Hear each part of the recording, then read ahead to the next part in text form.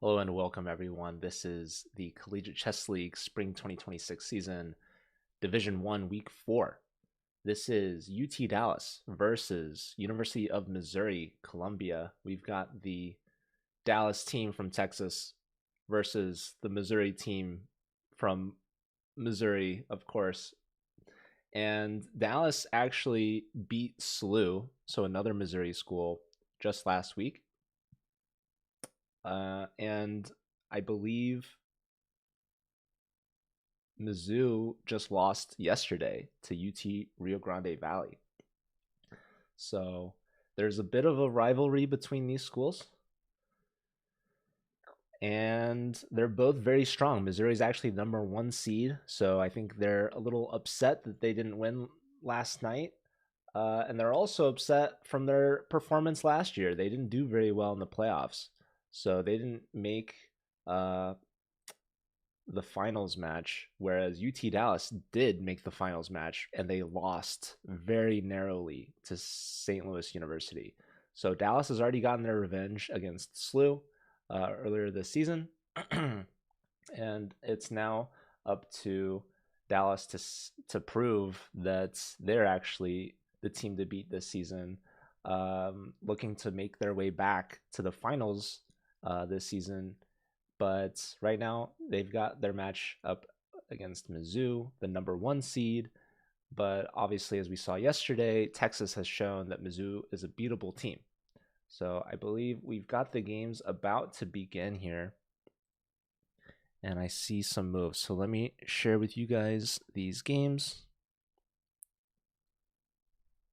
Here we go. So we've got Raul from UT Dallas versus Luca. Luca, I actually saw the other day in St. Louis, probably competing at the St. Louis Masters. And right now, the American Cup is going on in St. Louis. So we've got a kingside fianchetto and a kingside castle from Raul with the white pieces. Raul is the board 3, and Luca is the board 2 for Mizzou. And I see we've got a handful of other games going on. What are the highest ratings? So we've got Mihail Boyer, actually, from Missouri. You can see Luca here is over 3,000, but his teammate Mihail Boyer from France is over 3,100. And this isn't their board 1. We watched their board 1. We watched Mihail actually as board 1 yesterday, competing against UTRGV. And Mizzou, they made a lineup change between yesterday and today. They swapped out Isik Chan, who did not do well in the match against UTRGV, only getting half a point out of 4 games. So he's been swapped out. So we have Luca playing today. And yeah, their board 1 today, we have Aryan Tari, but not as high rated as Mihail. So only 3,048. So Mizzou, they have 3 players over 3,000. And it looks like Aryan Tari is getting quite the advantage in this position. So let's take a quick look at the blunder here. This honestly might have been a mouse slip from Kustov playing b4. Kind of a ridiculous move, if you ask me.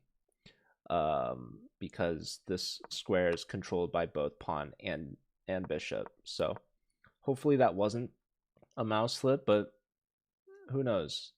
You do get maybe some quicker development, but it's unclear to me. The A pawn is hanging, by the way, but also the E pawn was hanging as well. So black takes a step to just simply defend and say good luck defending the A pawn. A lot of times the A pawn is poisoned. You don't really want to take it. But in this situation, I think it's totally fine, because this pawn is here to help protect. That being said, if you do take with the bishop, you do put yourself into this pin, which is really annoying. It's really hard to take advantage of that pin. Maybe the bishop moves and the king makes its way to b2. Okay, yeah, and Aryan does that exactly. But I was going to say, if you take with a rook, for example, then white could simply just trade. bishop takes, and then the bishop does maybe have a hard time getting out. But again, like the bishop could always run back. So if you did need to play b3 to save the bishop, then the bishop would feel pretty foolish on a2, blocked by its own pawn. But Aryan just decides to take, okay, yeah, knight here, just blockading this bishop in. But really like unclear what exactly is happening after this move, right? So black is one move away from either castling or just simply lifting the king and connecting the rooks, and then this bishop will no longer be pinned. The knight would be hanging at that point. So we see rook from h to c1 developing a piece, and this bishop not taking on f2, instead lifting the king, connecting the rooks, renewing the attack on the knight. So we see the knight dropping back.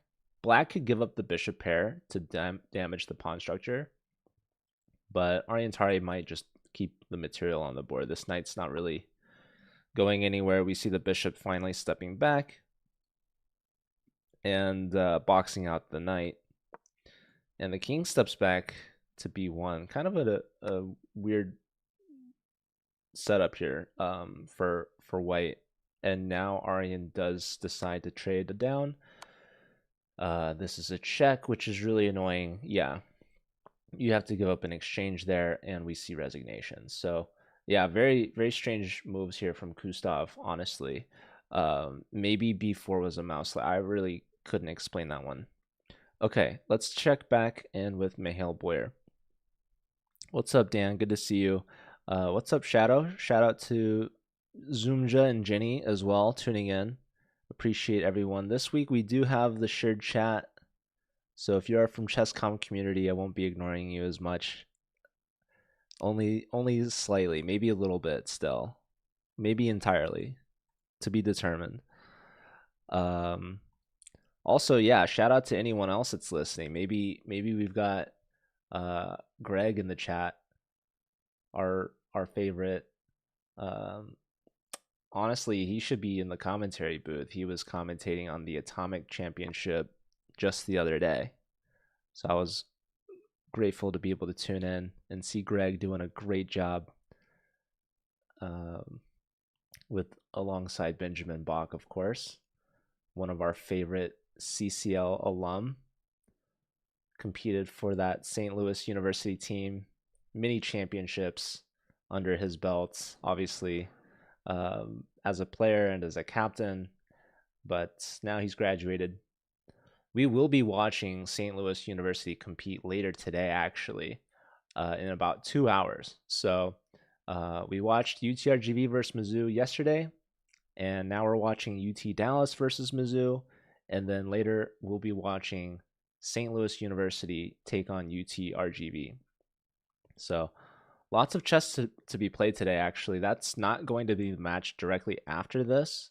There's going to be a lower division match in between UC Berkeley and University of Illinois. Okay, I'm seeing a development here on Luca's position. So it looks like we have a blunder from Raul. Rook takes on c3. Yeah, knight hops in, bishop takes, pawn takes, and you really need to take with the queen here. But rook takes was played, and now knight takes a4. That's not just a free pawn, that's also a fork. Oh my goodness, it looks like the queen's defended by the knight, but that's going to leave the rook. It's a double pin. Pawn takes, queen takes, knight takes. There's rook takes rook at the end of that. So we see the queen stepping back out of the pin, but that does lose the exchange. So that was a nice fork there from Luca. Luca looking good with the black pieces here against Raul. Raul is the board 3 from Dallas. So Luca is the favorite in this matchup as a board 2. Also just a little bit higher rated.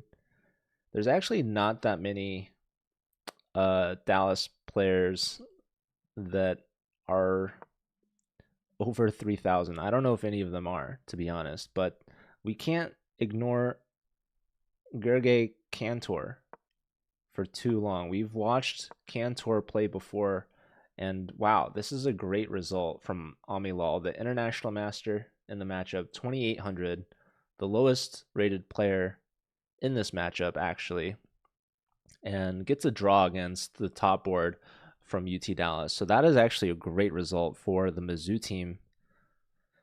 The Tigers, they're looking good. They're off to a great start. They've got their win from Ariantari. They got their draw from board 4 against the top board from Dallas. And it looks like Luca is about to convert this position up in material, up on the clock as well. The queen steps aside, hitting the rook, and also clearing space for that king. But yeah, that's a free queen right there with check. But pawn mate, even better. Yeah, this was a king hunt. Raul goes down, and not to mention Mihal is looking good on their board as well. So Mizzou, they lost yesterday, right? But they mean business now. That being said, yesterday they also started off with a lead, but UTRGV kept it close the entire match, and then they won in that 4th round. So it doesn't matter necessarily how you start. What matters is how you finish. So there's still a handful of rounds left in this matchup, but Mizzou so far looking so good. Hasn't lost a match yet. They might win this game. I mean, less than 10 seconds. I shouldn't say might. This is going to be a dub for Mihal, barring disaster, which we have seen before. But yeah, Mihal's turn. Still over a minute on the clock, and computer is definitely liking their position.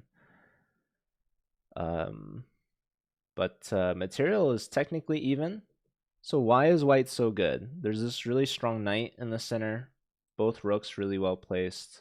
It's loving knight c4. It feels like there's going to be some disaster on these dark squares somehow. Like perhaps there's going to be knight takes d6 is the idea, followed by knight f6. It also likes f5. Just trying to blast open the king. What's up, physics? Love you too. Appreciate you tuning in. Okay, so f5 was played, but yeah, not the best follow-up apparently. Now we have e5 hitting the knight, and a knight sacrifice. Rook takes pawn, pawn takes knight, pawn takes pawn with check, king steps back, knight hopping in, and now knight f6. Knight f6 is a move. That's a fork. And yeah, this knight's also hanging. Takes there. There's still knight f6. The problem is Samant has no time. There's knight takes pawn fork. But okay, rook takes here is very strong as well. Too many threats. I mean, there's knight takes here. Okay, yeah. Watch out for the back rank. Okay, so rook steps back. I'm surprised there wasn't knight h7, but you know, no time. So, all right, queen's getting flushed out, and we finally see resignation. So Mihal does win. It was perhaps a little shaky, but the position was so good. Mihal didn't need to be completely flawless there. But the Mizzou team might as well have been flawless there because they just got a 3.5 to a half. And you know, Gergely Cantor has got to be talking to his teammates right now, like, hey guys, pick it up. Come on. And yeah, he's the only one that got half a point for the Dallas team. So they're not out of it just yet, but that's a very convincing start. Almost a clean sweep. So top 3 boards from Mizzou getting the job done, and even their board 4 getting a draw against the top board, Cantor. Very impressive. What's up, Lance? Good to see you. Shout out to Lance. We've got round 2 about to begin. Actually, it is already begun. So let's take a look at these games. All right. So speaking of top boards, this is honestly kind of an early matchup here. So Mihail is the highest rated player from Mizzou, but they're listed as board 3. So they're playing against Cantor in round 2 here, the match. But this could be honestly one of the top matches of the day. Round 4 we'll see Cantor versus Ariantari. So that will also be exciting. Here the bishop is kind of trapping itself with this last move, the knight hopping into f5. But, I mean, the bishop was kind of already trapped anyways, because if the bishop went to f5, you still kind of get forked. So here we see the knights just attacking the bishop. And this bishop, even though I'm saying it's trapped, it's always going to just trade off on f3 here. So I'm expecting actually bishop takes f3 right now. To be honest, I don't know. Maybe there's queen g6. Let's see. What does the computer think? Computer likes knight takes e3. Actually, there's a lot of options here. There's even knight takes g3. Well, there's no h takes because the rook would be hanging. So knight takes would require pawn takes. And yeah, I guess h3 was never really a threat, to be honest, because of this pen. So Mihail's actually thinking quite a bit here. There's a lot of options. You can move the queen, kind of maybe a dangerous move, because the queen can get hit by the knight. Probably, I guess, not to h4, but okay, knight takes g3 was played. Bishop coming out with check, forcing either a block or a king move. King goes for the latter decision, moving up to f2. So sort of taking advantage of this pawn capture.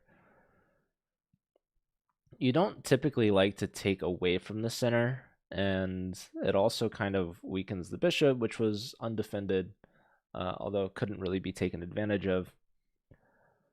But now the bishop has a little bit more defense. But yeah, can't castle. I'm surprised maybe not like c3, but maybe saving that for later. Okay, we do see h3 now. Also, with the king lifting, that does protect the rook.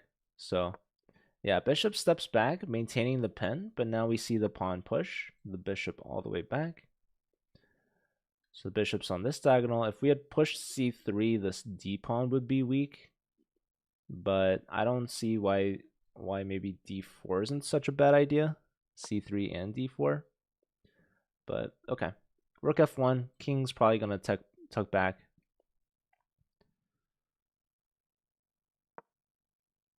Rook over to the semi-open b file.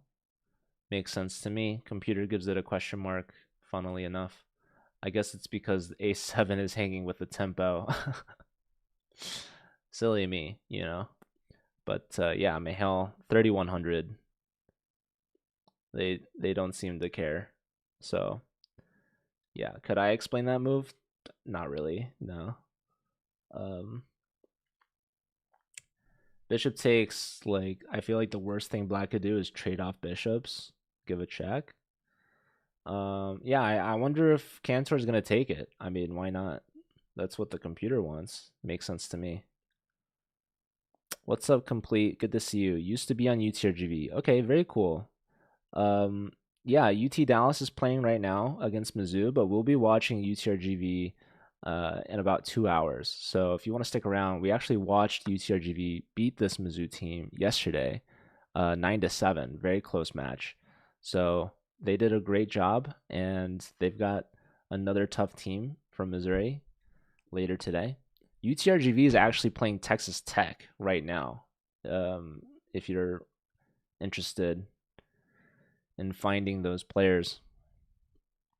These are long tournaments. Well, so this is a blitz time control.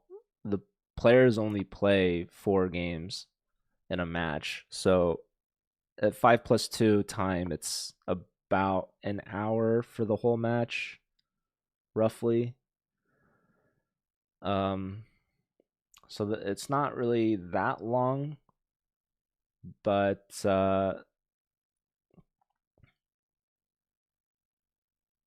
it does take some time for the whole season to play out because the regular season is 7 weeks, but they only play once a week. So it's like an hour a week.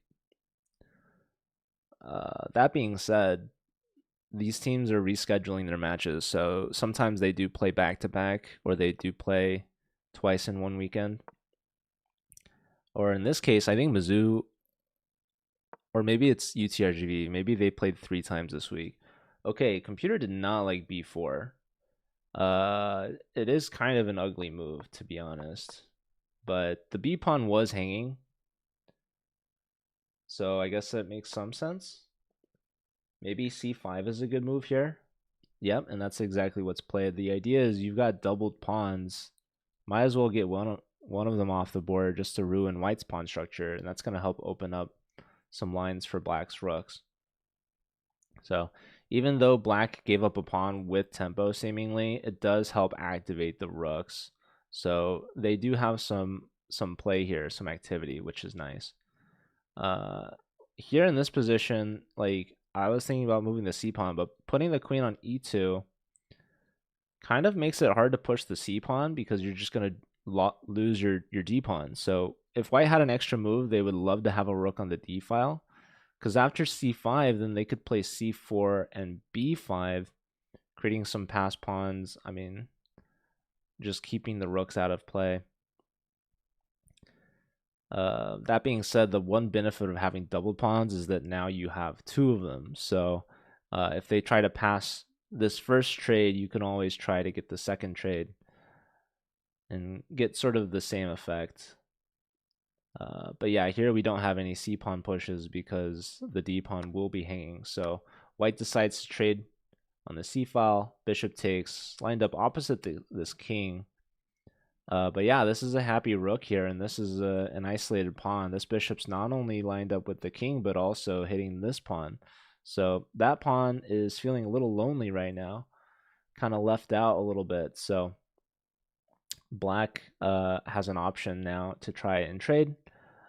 And White's just kind of abandoning the A pawn. So Gergely Cantor up 1 pawn for the time being, but looks like they're going to be losing it. Black can trade rooks, but you do have to watch out for your back rank. This bishop is here, but that bishop can also get traded. The good news for Black is if White ever were to trade this bishop, Black is able to take back with a tempo, with a check. So there's that going for them. That being said, Black does trade rooks, and now here, playing on the king side, switching sides here, going h5, trying to open up this king, but also opening up for their own king to create some space for Luft. All right, let's take a look at some of the other games here. We've been watching this one board for the most part. Here we've got Tari now with the white pieces, and we've got a huge blunder here. So the move is queen f6 check. King here's only move, and now bishop coming in. This is unstoppable. So yeah, Black took a piece, and it's kind of crazy. Black has so much time on their clock. Aryan barely any time, but more than enough to find this checkmate. So this pawn, huge deterrence to this bishop. This bishop is a fianchetto bishop. I mean, this pawn structure is so weakening. And yeah, we see resignation. Let's see what led up to this moment here. So yeah, Tari, he leaves the rook hanging in the corner. Rook takes, knight comes back. Computer loves Black here. So what needs to happen is bishop takes c3. Queen takes, and then f6, help controlling these dark squares. But Black tried to open up the diagonal again for the bishop. And here, e5, queen takes, and the idea is to get to f6. So here, Black thought they could take a free piece, but unfortunately, the dark squares are too weak, and they blunder mate. So Tari, a very strong start, 2 for 2 right now. We saw that happen yesterday. Let's check in with Mizzou's board 4, Amilal.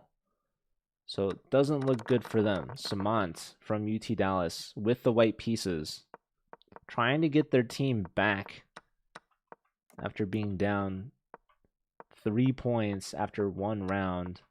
So white opens up the G file. The computer's liking black, but after this move, it looks like white is coming up with a strong attack. Taking here was a big blunder. Bishop takes with check, and now rook sacrifice, leaving the queen hanging, threatening mate with the bishops. Rook h1, hanging the queen again. Bishop takes with a discovery.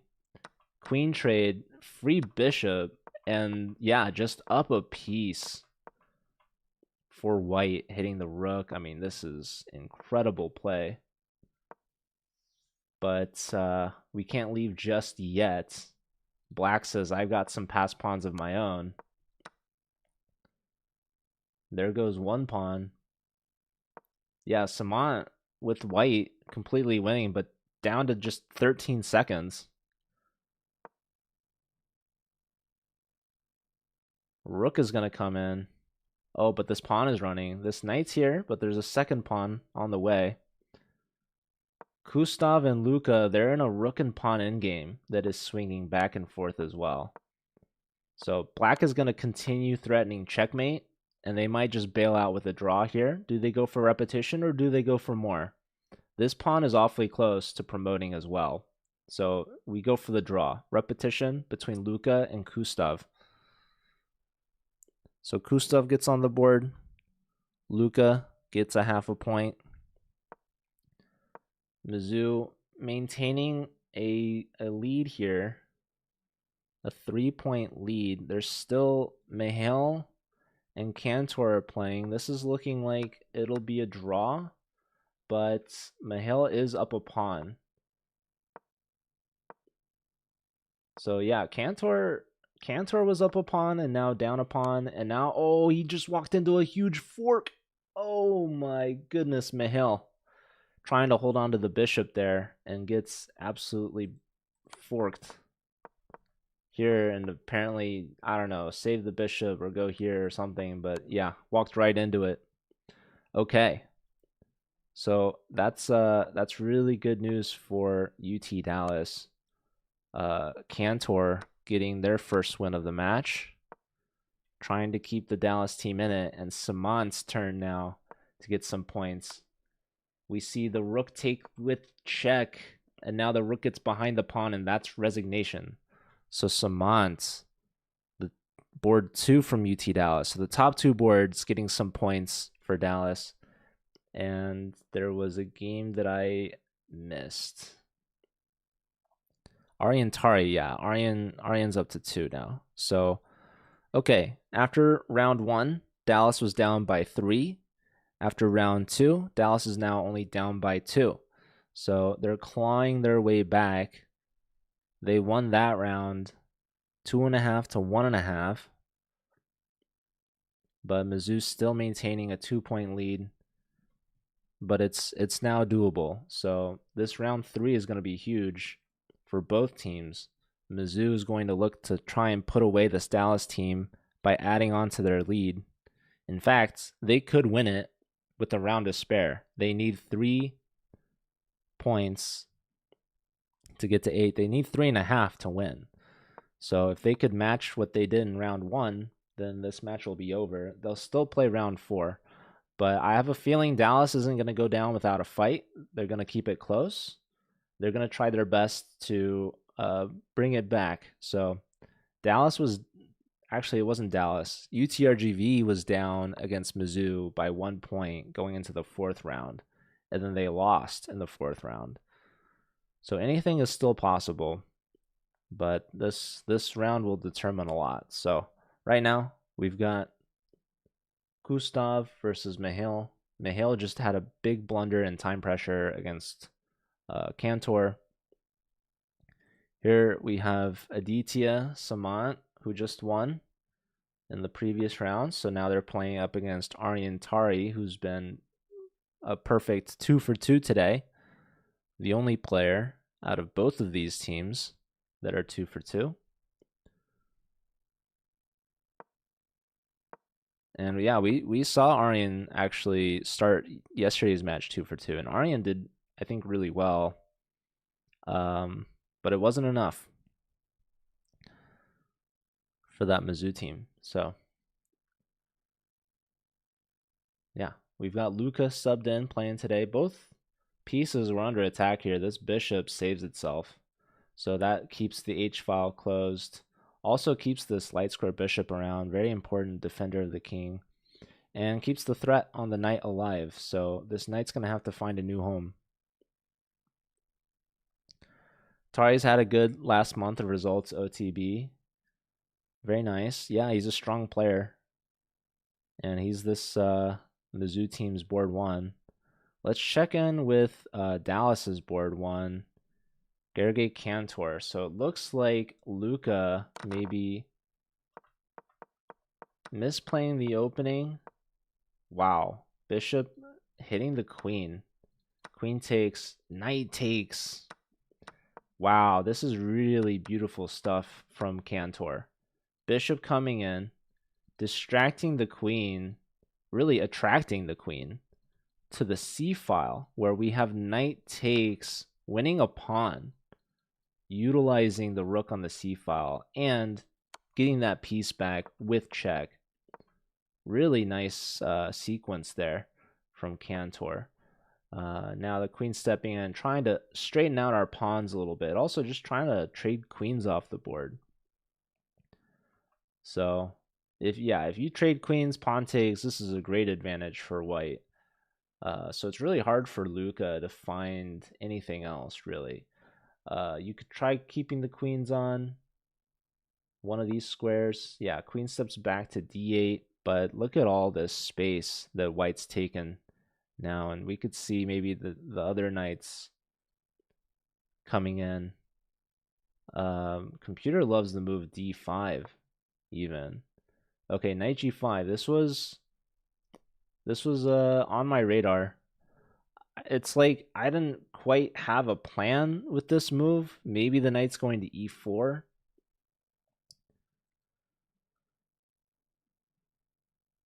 But it is honestly awkward. I don't think you want to take with the pawn because that's going to cut your rook off. I think you need the support of the knight because your knight's going to get pinned pretty quickly there. So let's see if the knight does trade. Also, this knight probably wants to come back and attack this king side here.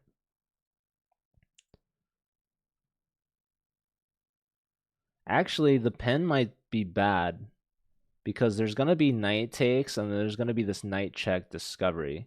So black is just way behind in development. And yeah, we see the bishop coming out. This is honestly a great move.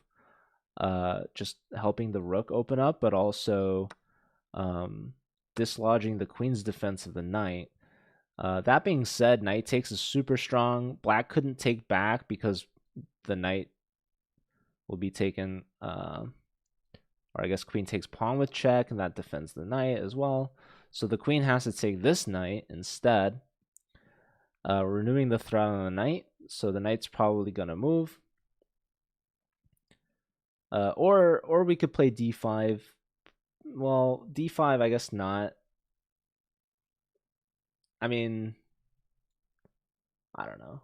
Probably not d5, if I had to guess. Probably the knight's going to move. Oh my goodness, the computer actually loved d5. d5 was the best move. That's crazy.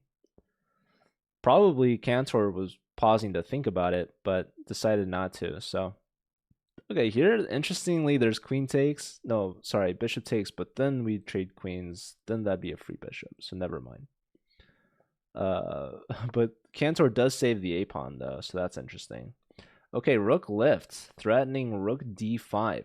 So the knight comes back, putting the stop to that, putting some pressure on the bishop.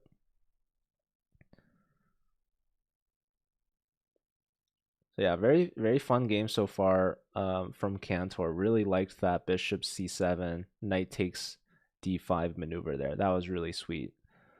All right, let's check on some of the other boards. We've got Mihail Boyer, top rated player in this matchup, but board 3. With the white pieces looking pretty good against Kustov. So just completing the development there, connecting the rooks. So I guess still kind of early in this game, but bishop pair to white, space advantage in the center as well. So looking good so far for Mihail. Not looking as good as Aryan Tari. Aryan down a minute on the clock, and Aditya Samant looking great with the white pieces here. So even though this kingside structure is completely separated here with all these pawns, and black's really trying to get this kingside attack going, but it's costing Aryan their development. So bishop comes out, computer gives us a miss. Maybe there's knight takes with check.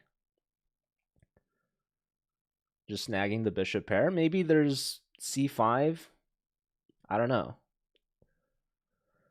The computer does like c5. It also likes just bishop d2 is saying is the best move. Okay, c5 is played. That makes sense to me. But, you know, it's not like Aryan didn't see c5 as an option. Perhaps maybe baiting the pawn push to overextend white's pawn chain. This does free up the d5 square. And here we see b4 again, a free pawn. Didn't work out so well previously, but in this case, maybe it does work out because knight takes, queen takes, knight has to come back. Maybe this knight's going to come in with the pin. Maybe bishop here takes. Maybe this bishop gets opened up. I'm not really sure. But yeah, computer does say you should accept the material. But here, Aryan says, probably best not to. I don't want to find out what's about to happen to me. So just plays a6, just preventing b5. Yeah, on the computer, I mean, it says you could save the pawn. You could play bishop d2 again, same idea. Or it's even saying g5. I don't fully understand that idea, to be honest, but it's a move. The computer seems to like it, so yeah, I am interested to see what Aditya comes up with here to keep that momentum going. But yeah, it's taking some time. We haven't looked at all the games yet, and oh my goodness. Raul versus Ami Lal. This game is going absolutely bonkers. So black is for choice here. Raul is giving a ton of time pressure to Ami Lal, but then we had some mistakes. Some huge swings in the eval. So here's a good move. After this, the move should be rook takes g4. Oh my goodness. And then I guess you're forking the rooks. I don't really know, to be honest. I don't know. I can't explain rook g4. But then white messes up, has to give up their queen, and yeah, they just resign. Oh my goodness. I guess that's why they needed. Yeah, this is a huge blunder. Oh my goodness. They forgot about the bishop, I guess. I don't know what this knight move was. It's kind of crazy. Ami Lal, man. Yeah, needed to get rid of this bishop. But what's the tactic earlier? After here, rook takes g4, rook takes queen f1. Queen f1. It's mate on the back rank, dude. Oh my goodness. Okay, so a huge swing in Raul's favor for UT Dallas. So that's a huge game. Cantor's looking great again, but it's not over yet. It's not over. Mihail is looking great. Both players less than a minute, and Aryan Tari, he's getting nervous. Absolute mad time scramble.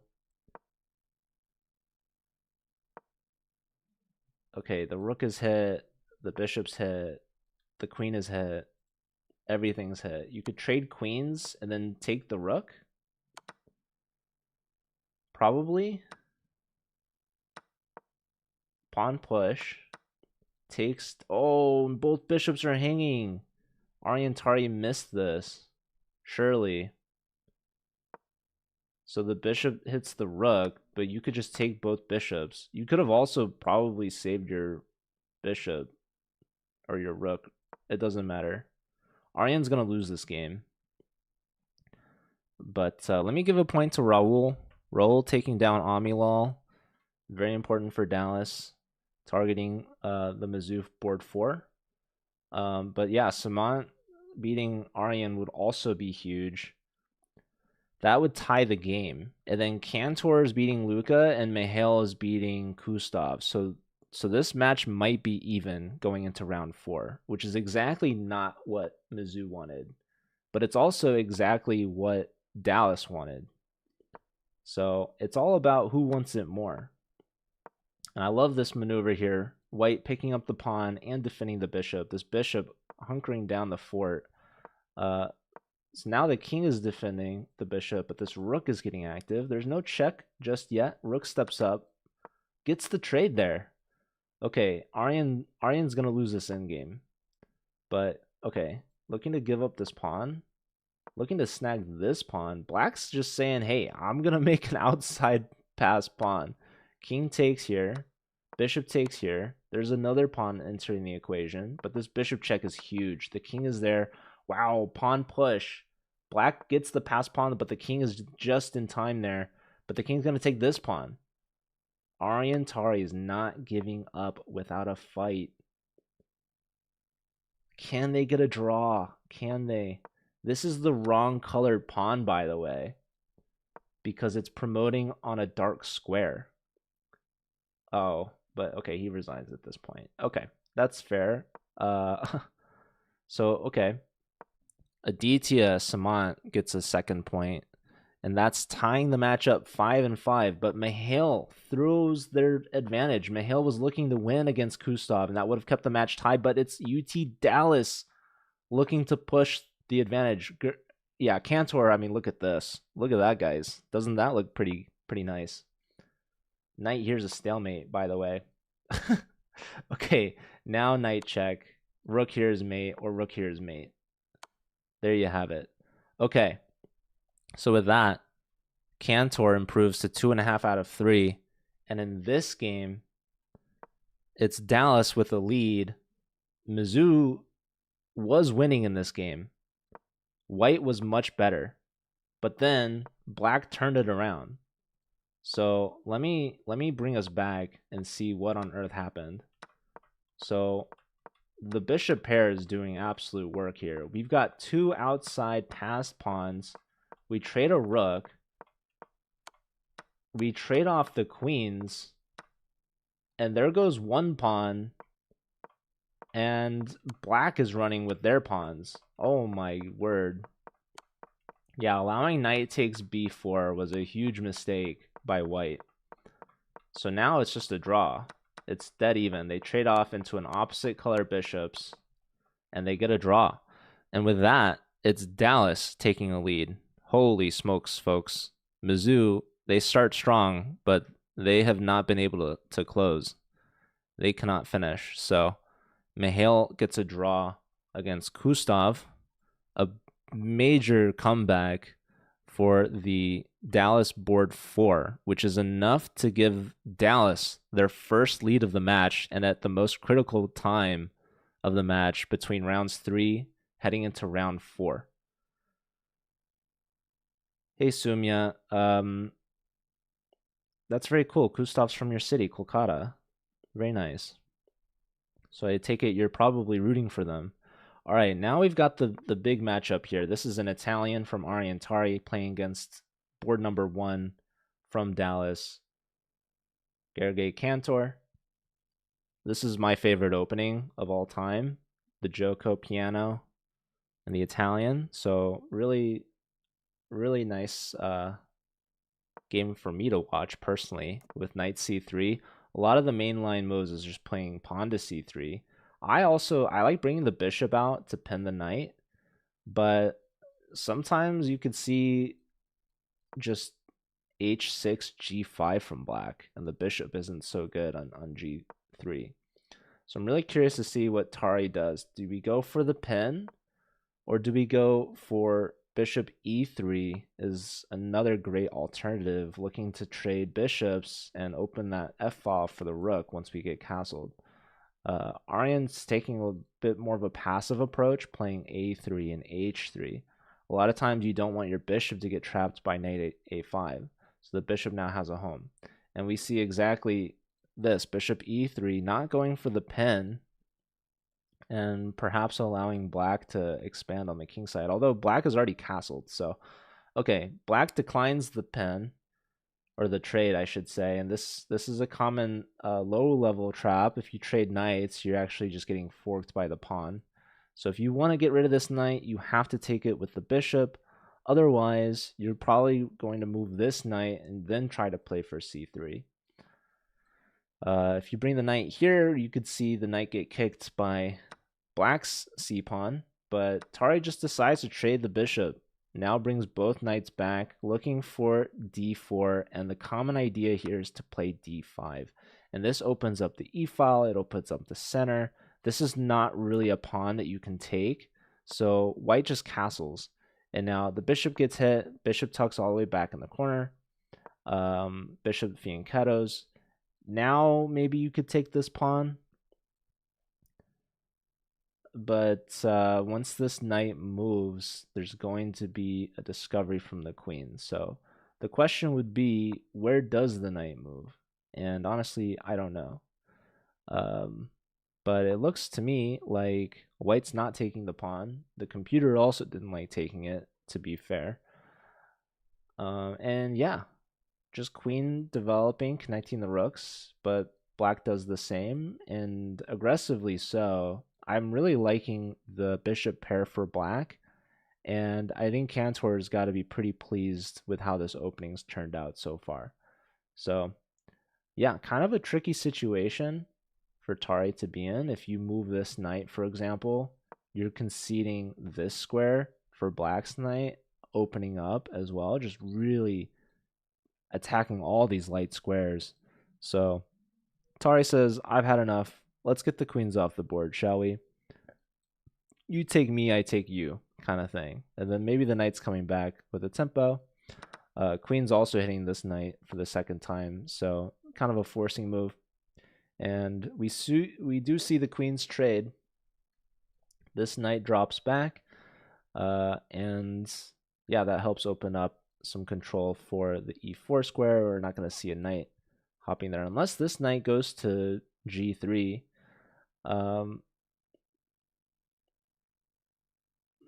Yeah, we could see this. No, rook here. Okay, so this rook's kind of in the corner a little bit, but there is only one open file. So, oh yeah, the knight gets questioned immediately. That's what happens when you don't play, I guess, knight g3. I don't really know. Did the computer not like knight g3? What's going on? What was up with this move? No, knight g3. I liked b4 a lot. Just hitting the bishop. Yeah, I don't know. But okay.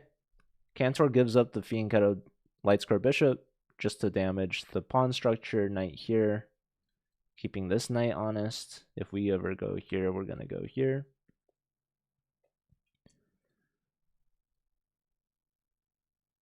And yeah, Cantor also still over 4 minutes on the clock, and Aryan about to be under 2 minutes here. Kind of crazy.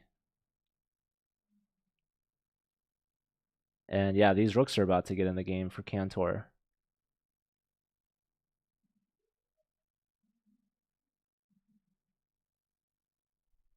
This is crazy. I mean, Cantor is also just really a strong player.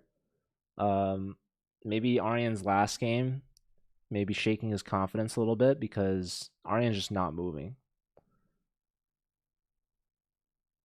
And Mizzou is down by 1. They need to come back. They need to bring it back here.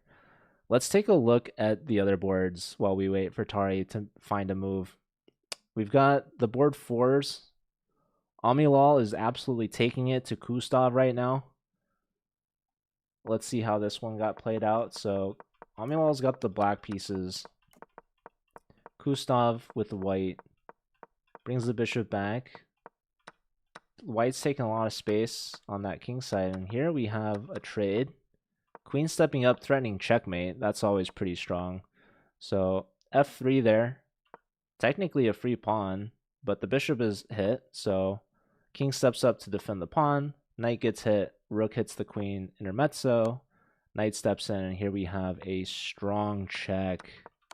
A very strong check. That's a fork on the king and that bishop. So White's weak king costing them. Oh my god.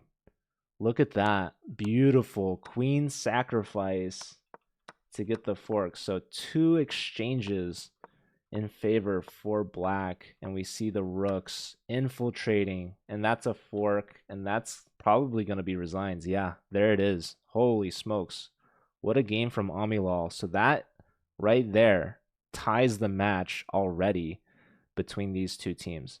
So Amilal gets their first win of the day from board 4, and that's an important point. It ties the match at 6.5. So there's only 3 games remaining.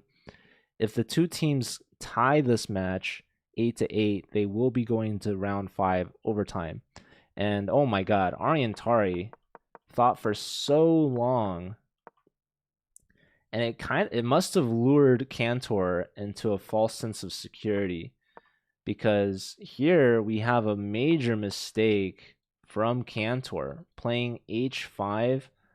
The idea, trying to kick the knight, but I mean, clearly the knight had a plan. Anyways, we see this trade, and now these pawns are doubled and isolated. And in fact, Tari can win a pawn here, taking this knight, right? So that does help open up the rook on these weak pawns. So this game is far from over. Tari still is in time pressure, under a minute. And Cantor, even though they didn't play accurately, they still have over 3 minutes on the clock. So Tari does take the pawn. Well, let's see. Maybe they want to hold on. I don't think you want to allow e5. Unless you're playing f4, maybe. But yeah, Cantor is keeping up the speed. Rook a to c8 immediately, looking to just get on that second rank. Tari decides, gotta save that second rank pawn. So rook comes back to e2, a little passive. Black gets the pawn back on the f file. Doubles now. We see 1 trade of rooks here. I think Tari might be trying to hold a draw. Wow, rook check again. So king steps up. This pawn is very much hanging, but this pawn is hanging as well. But this rook would be kind of going on a rampage here. King's getting walked up the board. So we do see 1 trade of rooks, and Cantor says, go ahead, take my second rook. Help me fix my pawns. Tari says, no. I'm going to come right back to e2, back to home base. So it is Tari with the better pawn structure, but computer likes black. They agree to a draw there. Okay, rook and pawn endgame, draw. Now there's 2 games left, and Mizzou is for choice here on board 3, Mihail. And it's Luca for choice as well. Mizzou looks like they're going to actually clutch this one out. So Tari gets a draw, 2.5. Cantor improves to 3 out of 4. Didn't lose today. But no, Luca's converting this. Luca and Mihail both. They're going to bring Mizzou home for the dub, which is exactly what they needed after yesterday's performance. So Mizzou gladly able to take down at least one of these Texan teams. So what's going on in this position? We've got just much more active pieces for white, a much safer king for white. This rook is not even a factor in the position at all. You've got checks, knight here. Also, the clock situation is huge for Luca. Just no time at all for Aditya here. Okay. The rook is hit, but even taking is just a trade because knight takes comes with a fork. So that's not even a threat. Let's take a look at the other game here. Mihail versus Raul. So Mihail with the black pieces, and there's just so many pawns. And with the queen trade as well, you're losing, well, potentially another pawn. I guess the bishop is there, but it's attacked twice. So Mihail with the black pieces. Let's see. They're thinking about a trade, perhaps, of queens, but also the king is slightly weak. So rook check. They're inserting this first and foremost, forcing the king to move or a piece to block. You can't block with the rook because you'll drop your queen. You could go with the bishop, but again, the pawn is weak.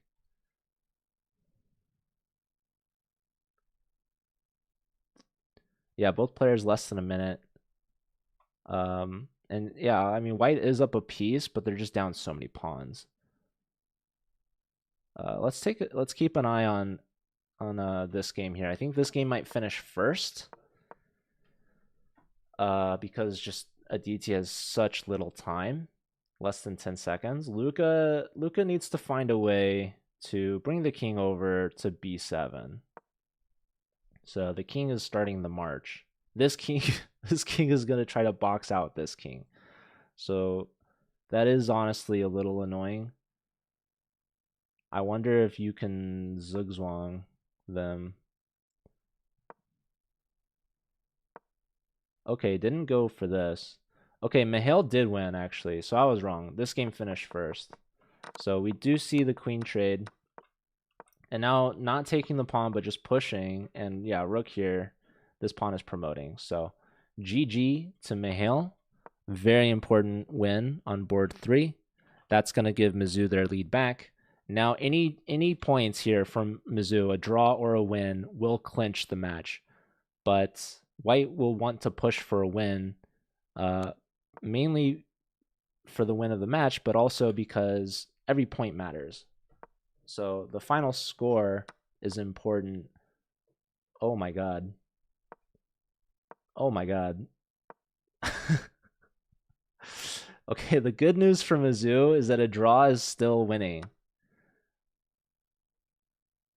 But yeah, Luca's got to work on this rook and pawn endgame technique, I guess. I mean, to be fair, like, I don't really know. The computer said there was a draw that was blundered here. So right here, this is a draw by king e4. So this was a blunder to king d3. And this is a draw now. Wait. Black won? No, wait. Luca lost on time? You're absolutely kidding me. That's gotta be... The match is drawn now. No way, dude. Luca lost on time. So we're going to overtime. That's ridiculous. Never in my years. Oh my god. All right, well, holy smokes. That's brutal. That is crazy. And it looks like, have some of the players left already? Or are they coming back? Imagine the teammates are like, you're kidding, right? We have to keep playing. I guess we're going to have some more chess, folks.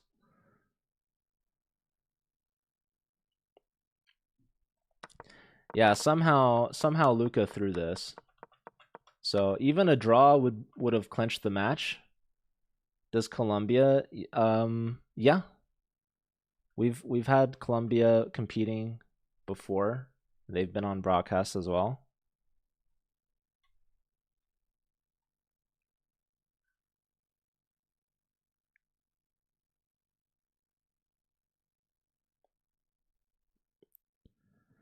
Luca's got to be beside himself right now.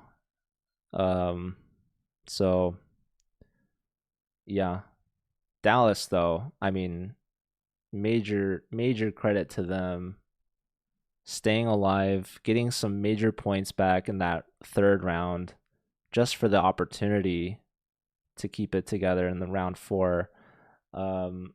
And yeah, Aditya Saman never giving up, just making it as tricky as possible, bringing the pawns down. But yeah, I think Luca was frustrated in the moment, knowing that it wasn't winning anymore. Probably they realized it was draw. Maybe this rook has to get distracted, and black can sack the rook for the pawn. The king takes, and then this king is able to walk this pawn home. But Luca probably didn't know the situation of the match. Like a draw was good enough to win, and they just lost track of the clock and flagged. Or maybe it could have also just been like lag or something. I don't know. But yeah, they're gonna go to overtime. So Dallas has a chance to steal this. Luca throwing this game, losing in the only way possible, really, on time. And that's going to tie the score up 8-8, and we're going to see overtime. So in overtime, it's going to be the same pairings as round 4, just with swapped colors. And the players will be playing 3+2 instead of 5+2. And if it's still tied 2-2, or I guess the overall score would be 10-10, then they'll repeat that same process except with 1+2. So that's if it goes to round 6. And every round after that will continue to be 1+2 until the tie is broken.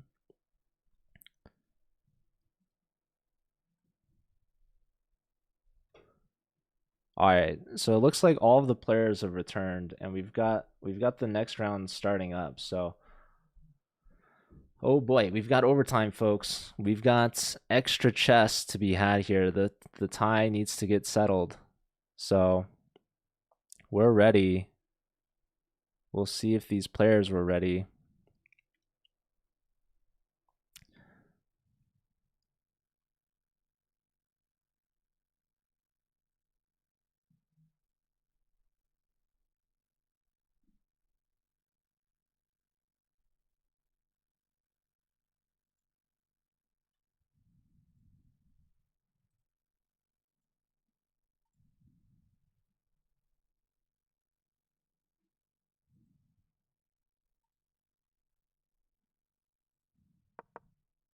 All right, and the players are underway.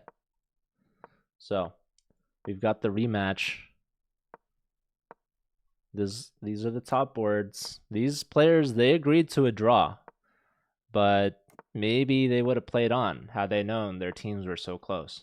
But I guess their position was pretty equal. But I think Cantor had double isolated pawns. I guess, yeah, but that's okay. So it was an Italian, and it looks like they're doing the Joko piano again, but this time Cantor with the white pieces decides c3 instead of knight c3. So this is more reminiscent of the main line, I believe. So yeah, again, we see the bishops are declining the trade, but trading for a knight instead. So Tari with the bishop pair. And now playing in the center. d4. I'm assuming pawn takes. We could see knight takes. In fact, the computer liked knight takes. a4, just taking space on the queen side. This bishop has no moves, so this knight's going to have to move at some point. Looks like the queen is going to develop attacking the pawn with a tempo, but also preparing for knight c4. I thought was a good move, just attacking the bishop and getting out of the way of this bishop.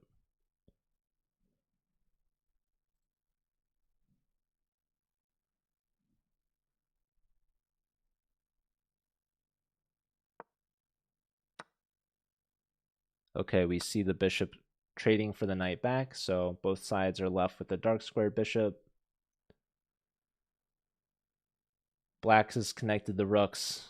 White is one move away, and here we've got ourselves a tactic here. So knight takes on e4. This is a common way to simplify things. Usually it's a knight that's taking back and a bishop on c4 that gets forked, But in this case, it's only defended by the rook, and that's pretty rough because you would like to at least get that material back, but in this case you can't because that fork is going to cost you the exchange. So this is now given the double exclam brilliancy here from Ariantari, snagging a pawn from Cantor.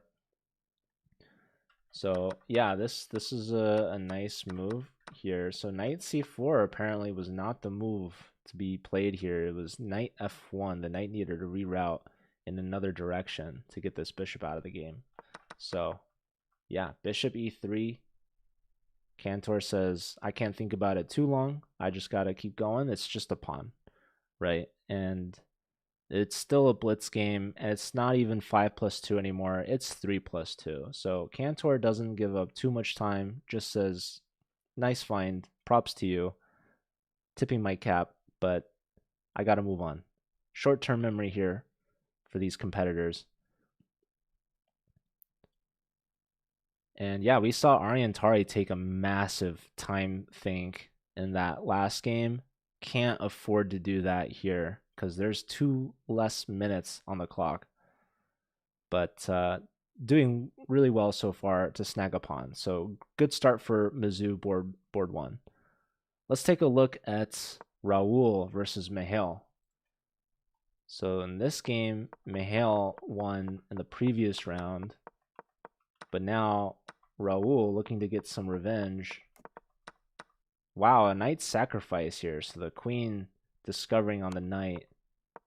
Pawn takes with the discovery on the king. Didn't want to allow for the pawn to attack something getting pinned. Black's queen is infiltrating, so yeah, right now it's white down a piece for 2 pawns, but an unsafe king for black. But the computer is favoring black, so the material is material. Yeah. Active rook on the b file for sure. Queen stepping in, just trying to trade some things, trying to win some material back. So queen gets hit by the rook, declining the trade, but this is going to be beneficial for black, taking control over the e file. And here, I'm wondering if the h pawn is going to get dropped, but apparently not. Queen steps in here. Interestingly, I'm not sure why we don't want to take this. I don't think we're getting trapped. I don't know. Maybe we are getting trapped. All right. So knight check, bishop takes, pawn takes. We're about to get down to the wire here. We're going to see some serious time scrambles. So if Tari wins for Mizzou and Rahul wins for Dallas, it'll still be tied. Ooh, Aditya is taking it to Luca right now. So Luca, he should have won the match for Mizzou. This should have been a done deal. But Aditya Samant doesn't give up so easily. King over. Yeah, black is just not castling. Luca is castling by hand. Flushes the rook back. We see this trade. Knight hits the rook. One pair of rooks trade, and then Luca goes for this tactic. But this doesn't work. Gets pinned. Rook steps over. King defends the queen now. That's attacking this knight. The rook's defending this pawn. Bishop takes is still winning, though. Oh my god. And why is that? The move would have been knight f8. Oh my god. He goes knight f4 instead, but similar idea, just piling on e6. Rook steps up, trying to defend. Knight takes comes with a check, by the way. Oh my word. Knight takes d5 was even nastier. Oh my goodness. That would have allowed for pawn push, discovery check. But okay, going with bishop takes instead, defending the rook, and renewing knight takes d5 as a threat. Okay, knight takes, that's a free no. Okay, queen takes, pinning the rook. Well, I guess the rook was already pinned, but queen takes with check. This is devastating. Knight check, king here. Queen takes, threatening mate. Queen trade is done, and this pawn is running home. My goodness, what a game from Aditya. And Luca's got to be feeling terrible. You can just promote. But it doesn't want to promote. He says, I don't want to have to make another pass pawn. I'm just gonna flush your knight away. So that's a huge win for Dallas. Aditya beating Luca back-to-back games, rounds 4 and 5. So, oh my goodness, and Dallas is taking it on board 4 as well against Amilal. Massive time pressure here, but this is a very powerful pawn.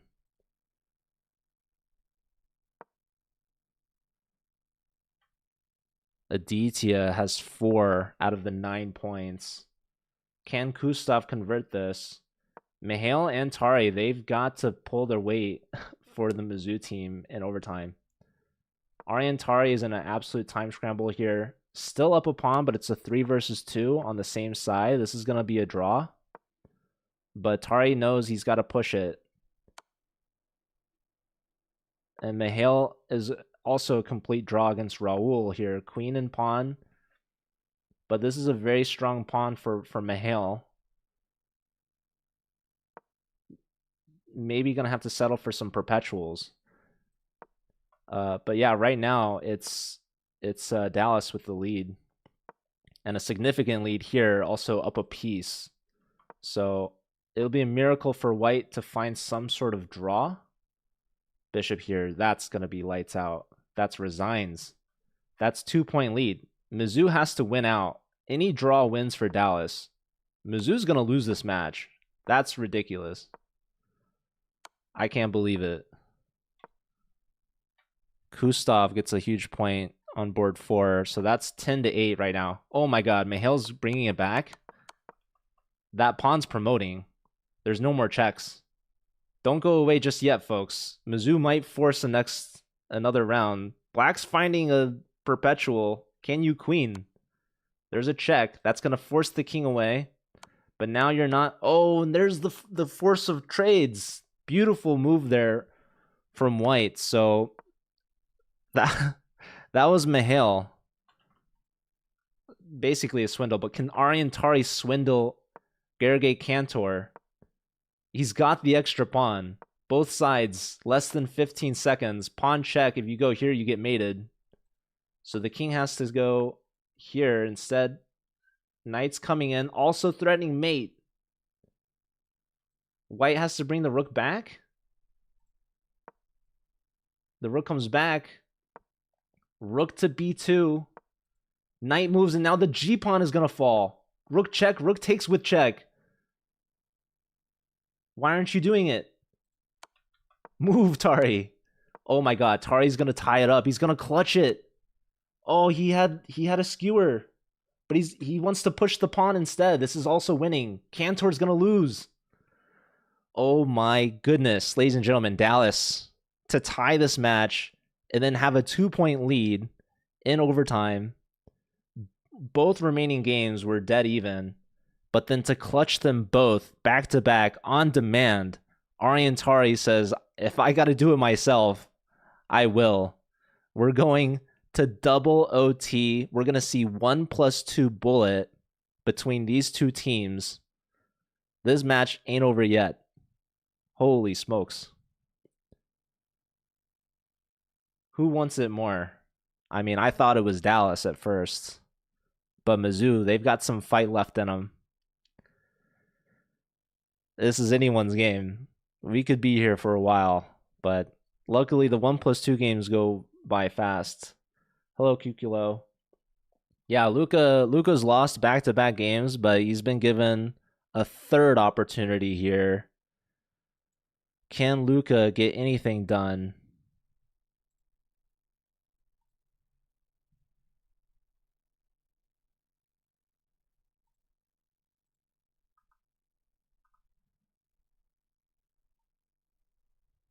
And yeah, Cantor not happy with the team. We interviewed Cantor last time, and Cantor's been getting a ton of points for the team, but unable to hold a draw there. Down a pawn against Tari. Tari, he won that pawn with a brilliant move, sacrificing the knight for a moment, and Cantor just had to play on, but couldn't hold. And Aditya Samant, 4 points for this Dallas team. Half of them from Luka. Okay, let's see. Let's try to find this next round. All right. They're flying. Raul has a strong lead here already against Mihail.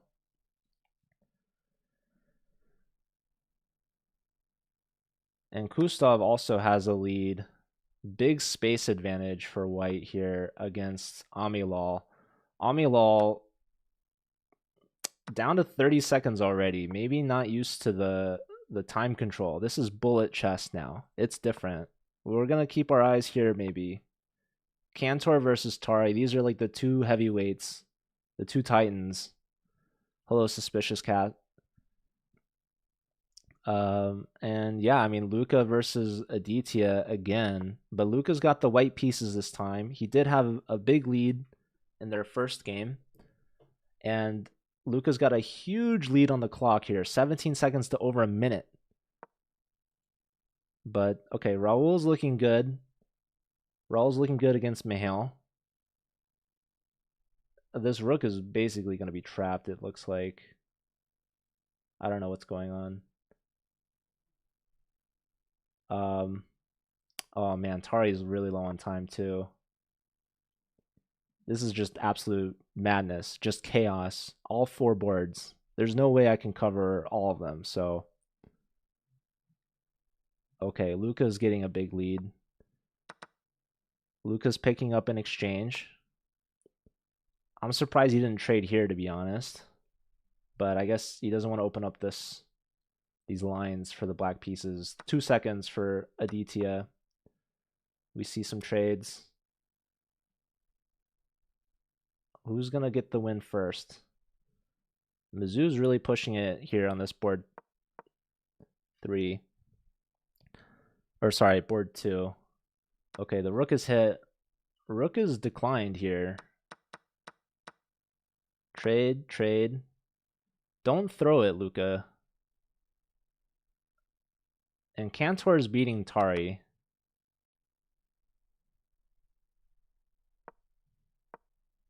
Pawn storm. Pass pawn, that's a discovery on the rook. Rook steps aside. Bishop's trying to pin this queen. King steps aside, but maybe you still go for this? No. Bishop trade. Cantor's really pushing all these pawns up. Queen's hitting the rook. Rook steps to the G file. Tari's got 1 second. 3 seconds. 2 seconds. 1. Barely able to play. Pawn take. Yeah, no, this is game over. Check. Check. I mean, bishop check. King here. Pawn discovery. Yeah, GG. Cantor really takes it to Tari. So Dallas gets the lead here. Oh my god, Luka, absolute throw. Luka again. So white's completely crushing and then blunder. Oh, rook takes with check. That bishop's pinned. Oh my god, he Botez gambits. Ridiculous. Aditya just has his number, dude. Oh my goodness. That's a fork. There goes the rook. He's looking for a stalemate, but that's not going to happen. Resigns. So again, Dallas with a 2-point lead, and Raul looking to close it out against Mihail. Knight pinned. King checked. And yeah, Kustov is also winning. So this is going to be a sweep. So the Dallas players were ready for bullet. And there you have it. Kustov officially wins the match. But Mihail's also going to go down. Oh my god. Yeah, Mizzou was not built for overtime. Or for bullet, perhaps. But they're beating themselves up from round 4. You just can feel it. They felt they should have won, but Luca flagging in a winning or a drawn position. But that cost the team. So Raul finishes the sweep. Dallas wins 14-10. Absolutely brutal. Brutal conclusion there for the Mizzou team. So we've watched Mizzou, they lose back-to-back late against these Texan teams. So Mizzou's got to go back to the drawing board. And yeah, Dallas, they beat SLU, they beat Mizzou, UTRGV beat Mizzou. So Texas right now has Missouri's number, and we're going to be watching another Texas versus Missouri match later. But for now, there's actually a Division II match that's underway. So I'm actually going to take a quick break to set up for that. But yeah, thank you guys for watching. I'll be right back.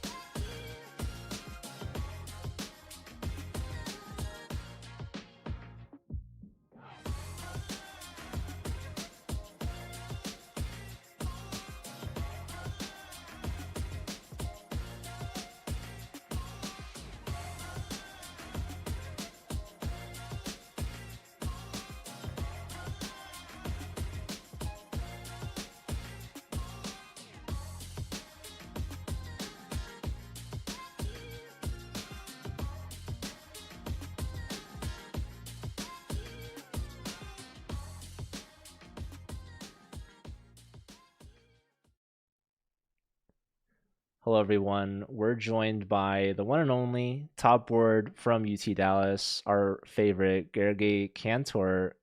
Gergely, walk us through that match. Did you think that you guys were winning, were losing? At what point did I you? mean, yeah, like that we should have not even go to like, overtime. Like it's like me and Aditya were like winning all of our games. And somehow by like the fourth round, okay, last round against Tori in the classical, or like not the 5+2. I was much better. Then I really messed up because whatever, I was kind of tired by that point. And then okay, then I was like, okay, I'm just gonna hold the game. But by the time I offered the draw in the end, I was like 3 minutes, he had like 7 seconds, and I had like a close to winning rook end game. And I got so tilted that I offered the draw, but I was like, okay, Aditya won, and we were already leading, so at least hopefully the other two will get like some points. But no, we lost, and then I got like kind of angry that we have to go like overtime in this match. Like we really shouldn't have to. And I lost a dead draw in the next game against Tori after I did a mouse slip, like multiple mouse slips in the 3+2 game. That's terrible. But at least, we cooked in the last round, like in the bullet one. So we won. But like had we not won this match, I could just go crazy, honestly. Yeah, I thought you guys were going to lose actually, because it looked like Luca was going to convert against Aditya, but But ended up Aditya is good. flagging. Like he's winning all these. Like I'm not worried about him. Like he's cooking in these positions with blitz. Like he's very good at tricking his opponents. So I was not worried about that. Well, it worked out. Aditya ended up getting 5 points total. I think 3 of them against Luca. Um, Yeah. and yeah, Luca was winning in 2 of the 3 games at least. Um, but was your team prepared at all for Bullet, or you weren't even expecting No, we it? were not prepared at all. No. Okay, I mean, so you can't really prepare for this. Like you're gonna, lose a rook up or piece up or you do a mouse look. How are you gonna? What are you gonna prepare? Although I do say that I got some, especially in the like in some of the games, I got some interesting preps or like some tricky lines that they might have been prepared or whatever. I don't know, but I did not prepare at all. No, did you watch the Mizzou match against UTRGV yesterday? no, I don't even know what's the score. So UTRGV won 9-7, Hmm. but Mizzou was leading going into round 4. So they definitely have some end game troubles. It seems at the end of the match, unable to convert. But yeah, Dallas, you guys were down by 3 points after the first round. Were you nervous at all at Yeah, it's that like I point? don't even know what to say. It's like I checked the result. I just remember like, okay, we lost 3 games. I'm like, what? And then I was like, Okay, but then at least Aditya started to win after that, and the others started to win in the tie breaks as well. But okay, I mean, oh my God, that's true. At like 1 point, like the first study game, I should have won easily. In the second, at least a draw. Like I don't even know what I was doing. It was just crazy. But So at least in the Blitz, I finally I had my revenge. But like the bullet one, sorry. yeah, Yeah. Mizzou was the number one seed going in both back last season and this season, but they've lost now to UTRGV and to UT Dallas. Do you feel that you guys are the favorites now? Like, if you go into playoffs, do you think that Mizzou has like another gear, or do you think that if you guys face them again, you would be the favorite?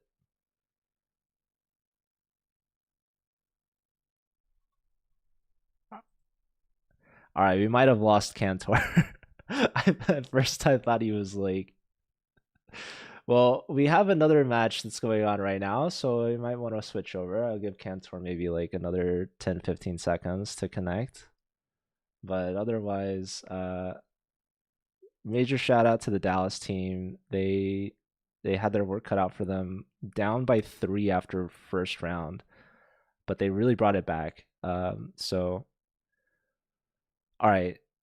Thank you, Cantor. I'll be right back. We're gonna set up for the next match. I'll be right back, guys.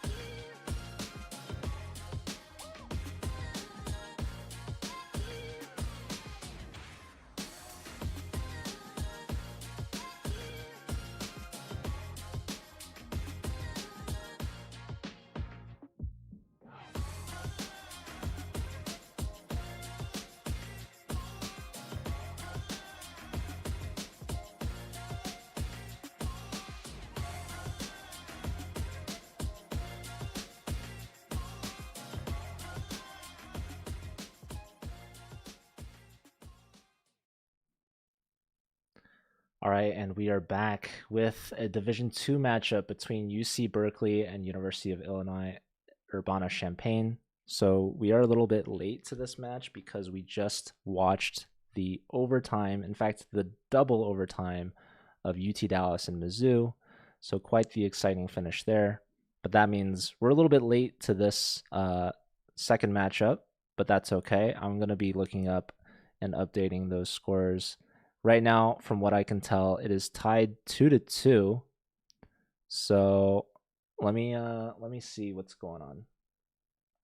But in the meantime, we're watching Poppy Rice versus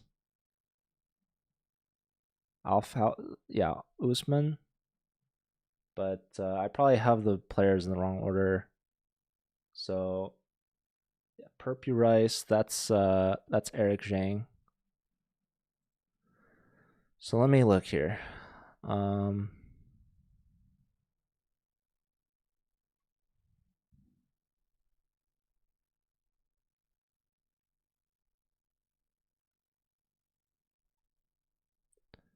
So Illinois has 2 points from Perpy Rice and King Cyber.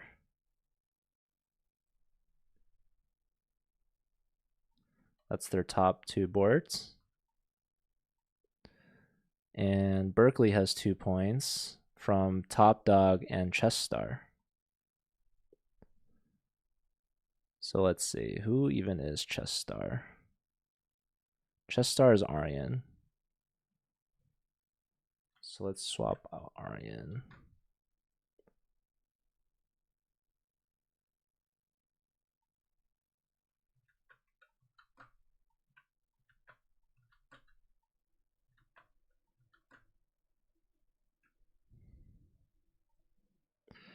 And who's Top Dog? Is that... That's not Vladislav, is it? Queen takes is winning, apparently. Trade bishop. I mean, yeah, you have 2 pawns here, so should be pretty good for white. Let's see. Top dog is Vladislav. And that is their board too.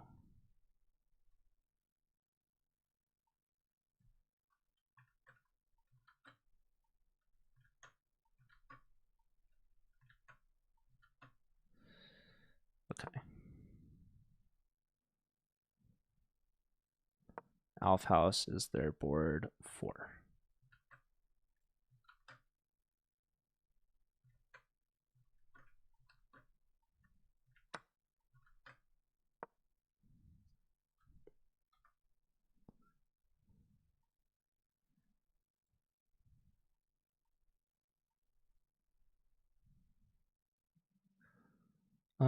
That might be up to date. Let me double check. I'm honestly kind of surprised if they're only in their second round here. So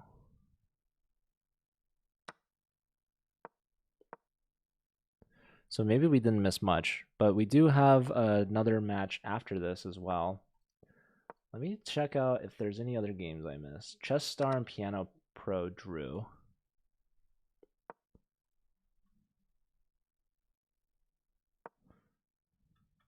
That's a good result for Illinois. Board 3 getting a draw against Berkeley's board 1. And this is Nasty Panda. Who's that? That's top dog. Vladislav Shevkanov, 2500 national master, and Kripri from Illinois, also a national master. That's Krishna Nathan, board 4. So Illinois looks to me like they're a heavy favorite. Board 4 is 2691. That's pretty good. Perpu Rice beat Usman. So that's Eric Shane improving to 2 out of 2. And here we've got a time pressure situation here. But up an exchange for black. So bishop versus rook, but white's looking to hold on to perhaps a fortress. Watch out, this pawn is pinned, so the king steps up. Now, the good news about a rook versus a bishop is that the rook at any moment could sacrifice the exchange for like a pawn or something. But the good news for white is that everything's very well connected. Everything's on the same side. It's 3 versus 3 for the pawns. So even giving up a pawn, for example, 3 versus 2 is still fairly close and even. That being said, you don't really want to risk it. Black right now, for example, is threatening it. They could try to go for it right now. They're probably thinking about it even, but you probably don't want to just do it just to do it. So yeah, black probably would feel a little bit more comfortable trying to trade a rook off the board, and white will simply just never do that.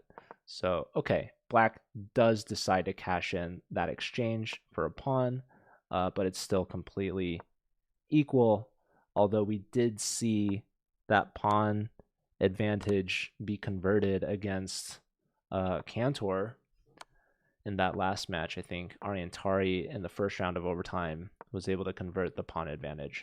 But it's not easy to do. There were also extra pieces. This is just a rook and pawn endgame. But there is also that time pressure, so we could see a potential blunder. But yeah, this is going to be a draw.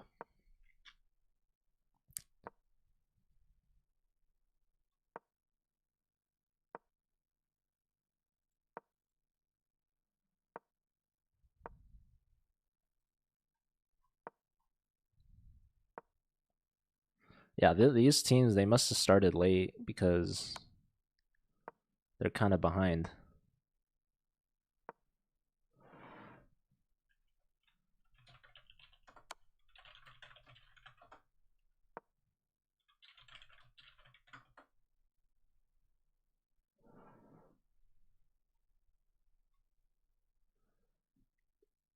All right, both sides, less than 30 seconds. Ooh. Wait, rook takes? No, this is gonna be white snagging a pawn. Black might just keep checking. But yeah, I mean, both players should just agree to a draw. I don't know. They're playing on for whatever reason. Just repeat. There you go. All right, Nasty Panda and Cripri. So that's a draw.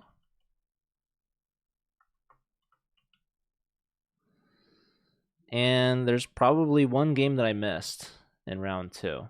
So let me wait for them to update their scores.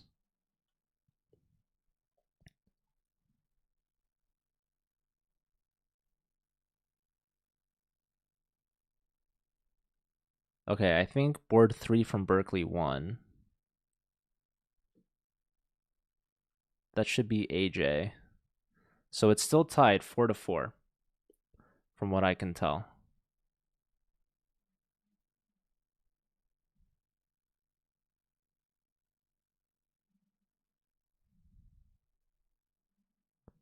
And we'll be going to set 3 soon.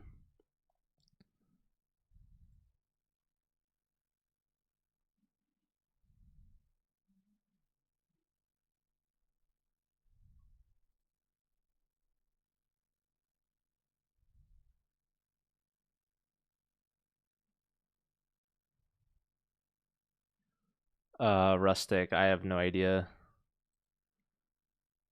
I blame my mods. No, I had a conversation with a friend. We were playing chess. And he's from Iran, so that was like a few days ago.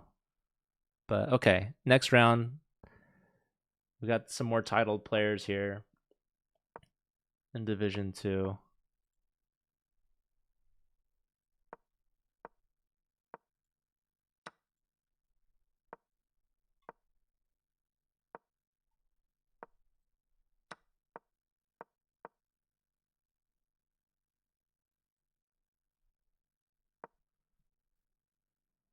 Compared to LA, now that I've settled, I have a lot more friends and family here, so it's been a bit more fun for me, to be honest. Most of my life is spent indoors anyway, so I don't think I was really taking advantage of the LA life. But LA is obviously a very fun place, and I do miss like certain aspects. LA can be very fun for sure, but I don't regret moving to St. Louis. I think St. Louis makes a lot of sense for me, so I'm happy to be back.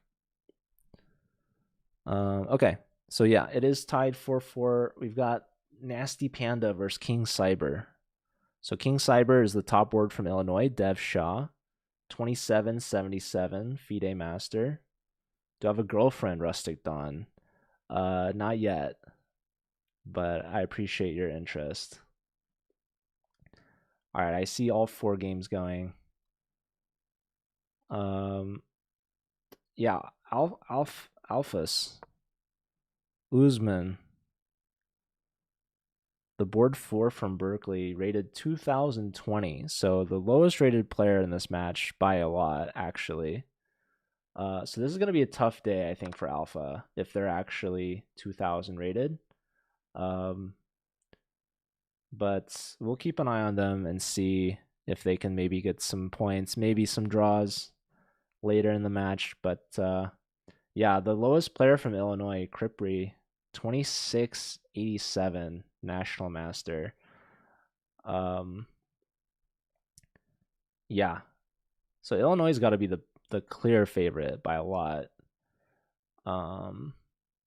But these top two games, they're all titled players. So Perpy Rice is Eric Zhang, National Master Board 2, Chess Star. This is the top board from Berkeley, National Master at 2637. So this looks like probably the closest matchup in this match right now. And this is the top board from Illinois against the board 2 from Berkeley. Nasty Panda. But 200 elo difference between these two players, and Illinois' top board is a FIDE master. But these games are all blitz, so it's going to be close either way. Bishop pair here for white, but the computer likes black. Pawn takes, opening up for the rook in the center. If you take with a pawn, it's going to be an isolated pawn. And if you take with the queen, maybe you get hit by a pawn or something.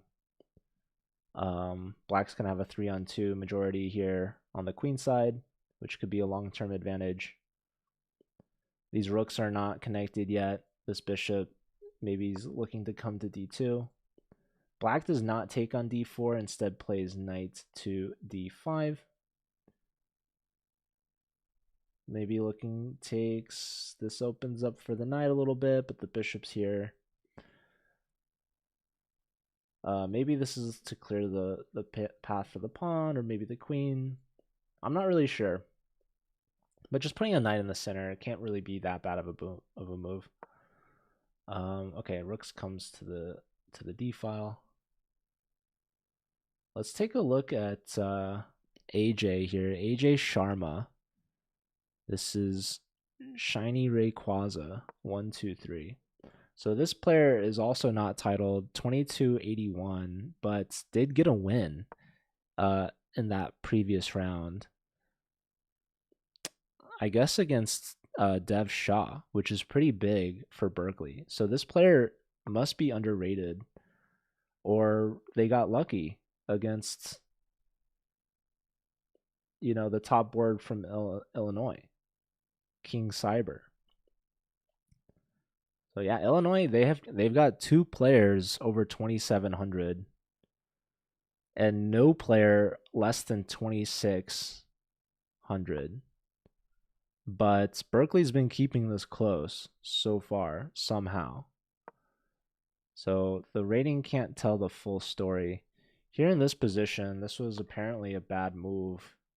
The computer was calling for the queen trade, followed by bishop h6, hitting the rook. But Kripri says, I'm going to leave the queens on the board. Bishop here lining up a skewer. It's annoying. The computer doesn't mind anymore. It says queen e3. That helps prevent h6. I think part of the reason why the g-pawn is pushed is to come in. Now, okay, this just blunders the skewer. The computer also really likes bishop h6. Yeah, I don't know why. Oh, knight, if bishop skewer, you have queen to h3, threatening checkmate. So it wasn't really even a skewer. But bishop h6 is a great move because it cuts out the queen h3 intermezzo. Because then black has bishop takes g5. So, and we're also not even threatening mate anymore with queen h3. So this is a very nice move here from Kripri, not falling for the bishop a4. So now we see the knights are connected, and now bishop a4 hits. Really nice sequence here from those two bishops. Kripri putting those bishop pair pieces to use. So picks up an exchange here. So black is just up in exchange. Very, very nice. Oh, and we have a result. Piano Pro gets the job done against Berkeley's bottom board. Check, queen comes in, picks up that bishop, threatening mate. Queen check, knight's going to drop, resigns. Or no, that's not even resigns. That's just checkmate on the board. So Piano Pro giving Illinois the lead here. That's Kai Shaw. That's the Illinois team captain, actually. They're board 3. Okay. Looking back at the top boards here. Both players with about 2 minutes left on the clock, looking for some trades. Knight takes bishop, queen takes back, doubled up now here on the D pawn. Rook steps up, pressure on the A pawn.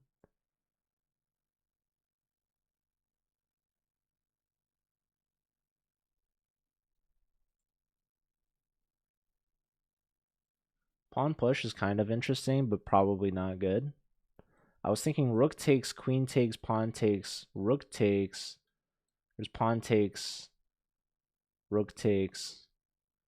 But there's probably this like annoying knight c4 pen or something. Okay. G3, just kind of out of nowhere. But also giving the king some more space. The A pawn is hanging. I guess it also defends this pawn if this knight wants to move. But yeah, black looks good here. I'd imagine black should be winning a pawn. But computer also likes queen f6, which attacks the knight.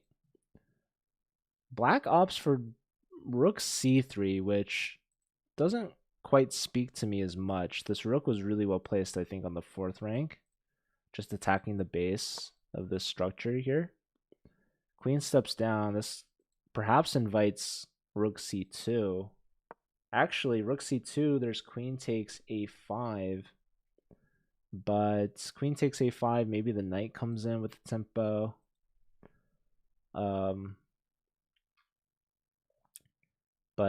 Yeah, this could be very, very active for black's rook. Obviously, the 2nd rank is a very nice place to be.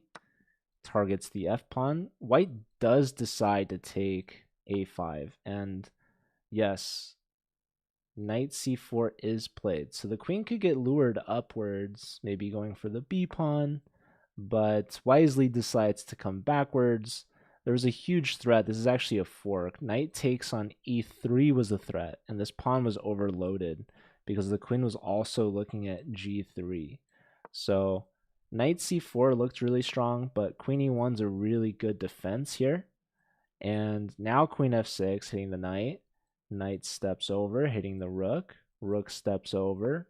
And now white's looking for a trade here. So good defense from white, and that's just an extra pawn. So yeah, Chess Star had something with queen f6 earlier, but unable to find it at the right time. Perpy Rice is down a minute though. Okay, so Cripri, the board 4, also getting the job done for Illinois. So Illinois, they're pulling away now. The top 2 boards from Berkeley were keeping it close, and AJ had a huge win for Berkeley to keep it tied. But now in round 3, we're seeing the disparity, the difference between the bottom boards, and there's a free piece right there. So Perpy Rice blunders in time pressure. Rook over rook here, opposite the queen. The queen steps up, but that's a huge mistake. Queen needed to leave that e-file. So this is looking like a very convincing win for Chess Star. That's big for Berkeley. Actually, the other board, we missed this result here. This was a back rank mate. So okay, rook takes and back rank right there. So yeah, this right here is a fork between the back rank and the knight. Queen a8 would defend both, but you kind of lose c5. So Nasty Panda, King Cyber, very strong player from Illinois.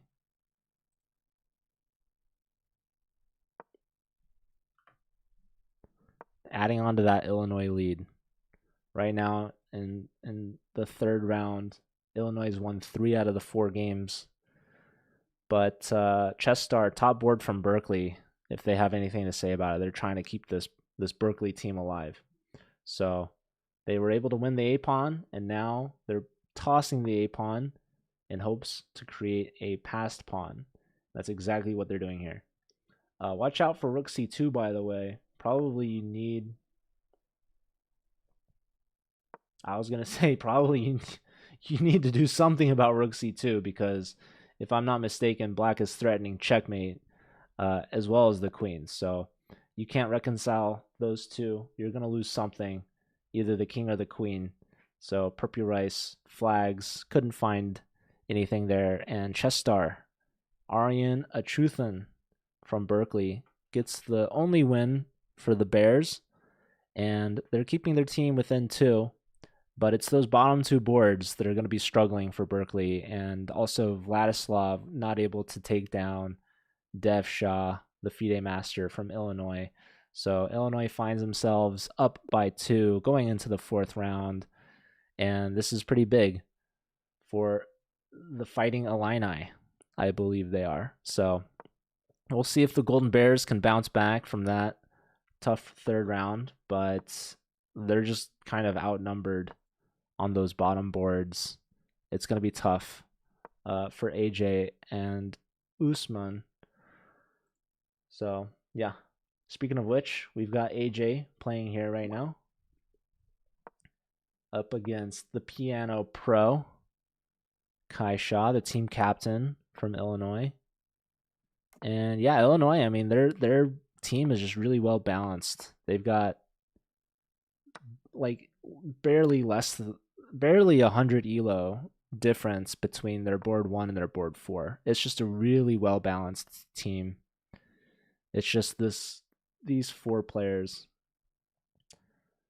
All right, so both sides, kingside castle. Black is really pushed up in the center here. This king tucked in the corner now. We've got opposing bishops on the main diagonal. Solid development from white. All the pieces are out. Black has a little bit of work to do. This bishop has no legal moves, so the knight goes to the side, opening up for the bishop.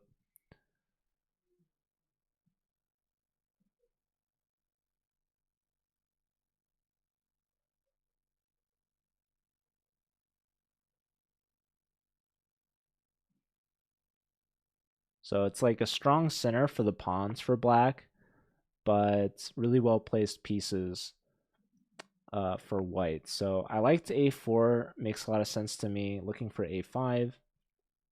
a5 still seems like a very logical move, but AJ doing really well, just bringing out their last minor piece opposite the queen as well, ready for a tempo.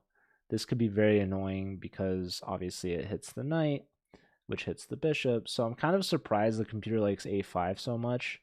But actually, now that I see it, it's because this bishop is just hanging. Bishop's not defended by anything. So pins go work both ways. So we do see a5.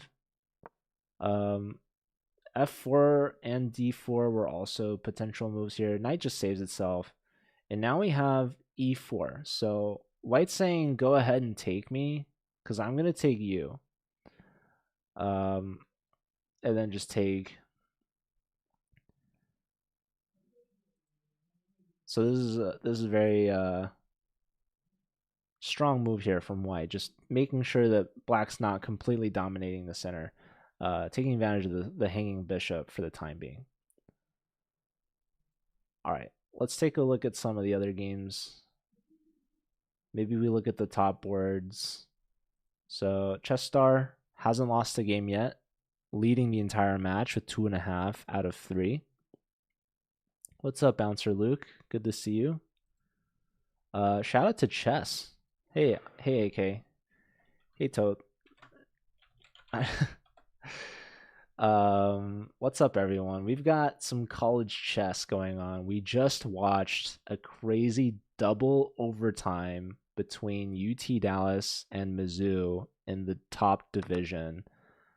Dallas was actually losing by 3 points after the first round, and then they brought it all the way back, and then they should have lost. Mizzou was completely winning in the last game of the match, Mizzou was up 8-7. They only needed a draw to convert and to win, but they flagged in a winning position.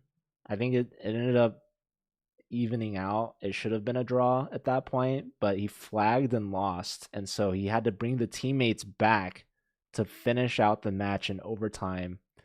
And Mizzou lost in double overtime. Dallas was actually winning up by 2 in the first round, and they could have drawn on either of the last 2 games, but Mizzou in back-to-back games won on demand to take it to double OT, but then in the second overtime, Dallas swept Mizzou 4-0 in the bullet time control. So we had some really exciting matches earlier.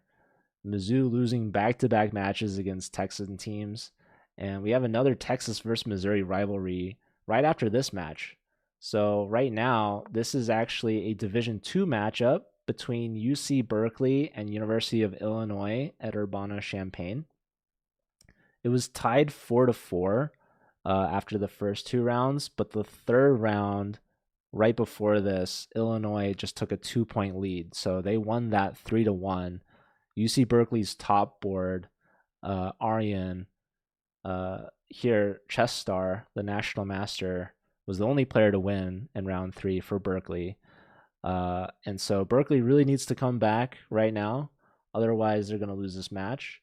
But Illinois is looking really good. They're only 1.5 points away from clinching, and there's 4 games going on right now. So they've got really good odds of winning this, but they still have to get the job done. What's up, Zach? Good to see you. Shout out to Zach. How was the chess stream? What were you guys watching? Probably something important.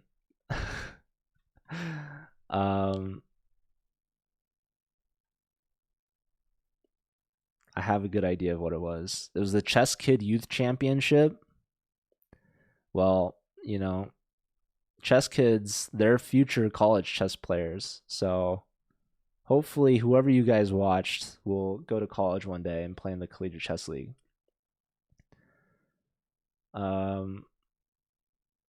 Yeah, if you guys are curious, we have a college club database. So if you went to college and you're wondering if your college club is competing or if they even have a college chess team, then you can check out this college club database. There's over 700 schools listed from all around the world. They're listed by country and state. So it's really easy to find if your country's listed there or not. I think there's over 30 countries at least, probably more. But yeah, if you think that your country's schools are missing, let me know. We can add them.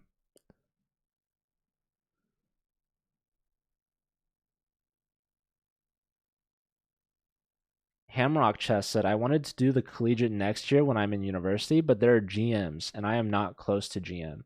So that's a really common misconception when players are trying to get involved in chess. They think that they're not good enough. And for the Collegiate Chess League, if you're watching the Division 1 match, which we were, and all of the players are basically grandmasters, it's really easy to think oh my God, I would never be on these teams. I couldn't compete.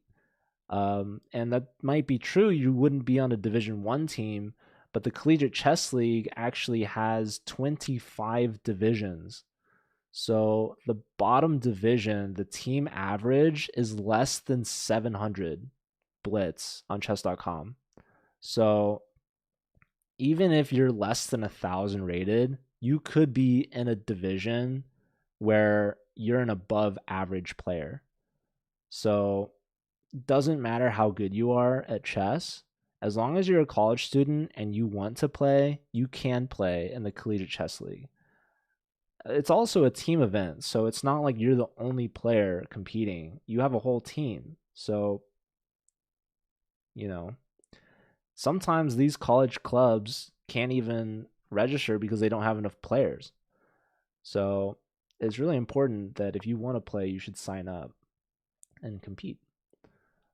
So yeah, we're only broadcasting some of the stronger teams though. So don't let the broadcast fool you. There are some more down to earth players, I guess I should say. Okay. There's actually another D1 match happening right now. So once this match concludes, we're actually going to switch over and we're going to watch. There's St. Louis University versus University of Texas at Rio Grande Valley. But yeah, this Berkeley and Illinois match, I think, was a little delayed in their start. But let's see. There's a couple of time scrambles going on here. Nasty Panda, less than 15 seconds compared to over 2.5 minutes. But White is completely crushing in this position. Hello, Hund. Welcome in. Let us know if you guys are cheering for any team in particular. Okay, so Black takes the pawn, Queen takes, looking for a queen trade. And yeah, I mean, White's just up 2 pawns. So even though they're down to their last 12 seconds, there is increment. Wow, okay, so Piano Pro actually lost by checkmate. Wow. So what happened here? This king just got opened up like a can of worms. Bishop check, pawn block, and mate. So Piano Pro, 2600 goes down to an almost 2300. Yeah, every game in this match is in a time scramble right now. So AJ from Berkeley not giving up without a fight. That's a huge point for the board 3. Brings Berkeley back within 1. But can the teammates hold on? So on board 4, Alpha is losing on the position and on the clock. But this is the biggest mismatch. 2000 rated versus 2688. So Illinois was the clear favorite against the board 4 Usman. But shout out to Usman anyways. Even if they get 0 points, the team needed them. So it is a team match. You need 4 players to compete. But this is looking really good for White. You can just take on e5 here is totally fine. You can also take this knight. You're threatening this pawn with a tempo, or this knight with a tempo. You're also attacking the bishop still, of course. So lots of ways for Krishna to win. Let's take a look back at 1 second. Trade of queens, the knights hit, the bishops hit. So yeah, they took this knight first, and we see a flag. So Illinois, they come up to 8 points. All they need is a draw to clinch this match, and there's 2 games remaining. How are they looking right now?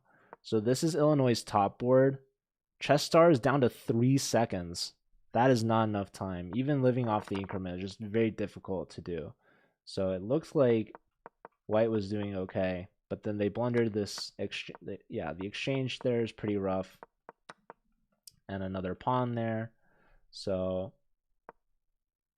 yeah, 1 second, trade of rooks, 3 seconds, pawn push. So I'm expecting Illinois to convert on this board. White just barely has any time. This bishop has no moves. But yeah, the knight saved itself. Doesn't want to trade. This is a passed pawn, a connected passed pawn. Really strong rook, probably. Rook a2. Queen a2. Trying to trade queens. I guess, yeah, if rook a2, this pawn would have fallen. So, yeah, White's super passive here. Just tucking back. Knight here, maybe. But yeah, the pawn's covering that. Oh, any knight move. Actually, now the rook is hit. So that's kind of annoying, right? Oh, and the bishop can come here. And then the knight can come here. Yeah. White's trying to get some moves going, but queen looking for that trade. Bishop gets to trade. Now the pawn is pushing. This is going to be impossible to stop. 1 second. 2.2 seconds. Queen's there for the blockade, but yeah, queen is here now. There's a second queen on the board, ladies and gentlemen. And there you have it, resigns. Illinois wins the match. So that was their top board, Dev Shah. And there's this one last game going on. I guess we can stick around and watch the rest of this, but we will be moving on to the top division. We've got UT Rio Grande Valley taking on St. Louis University up next. So congratulations to Illinois. This is going to be a draw here. Yeah, I might move on. These guys might try to play this out. I don't really blame them too much, to be honest. The divisions are decided by average team rating of the top 4 players. All right, so this one, the board 2s end up drawing. So that's 2 points for Vladislav and 2.5 for Eric. All right. Yeah. I'm going to set up really quick, but congratulations to Illinois. I will be right back, you guys.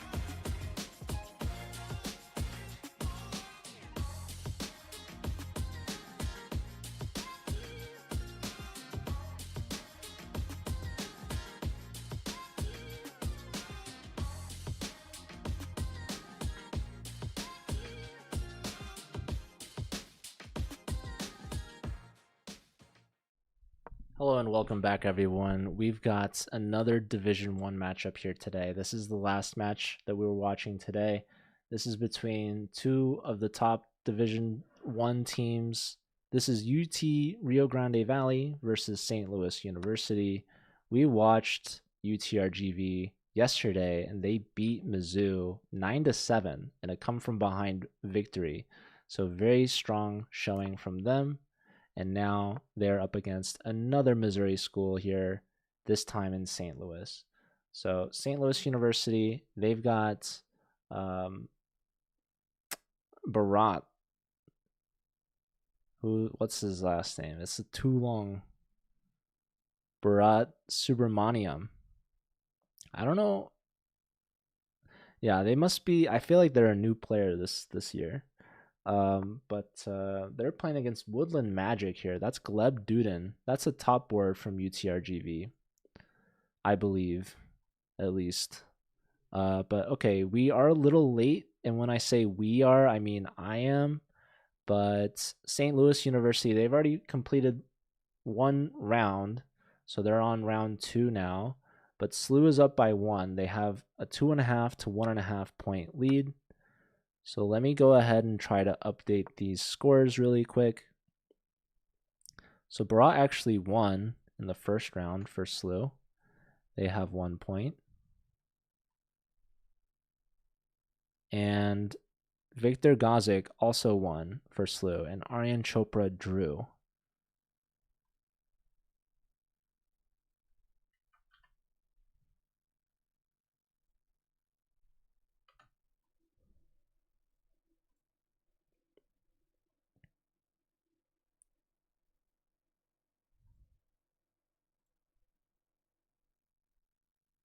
I think against Fuss.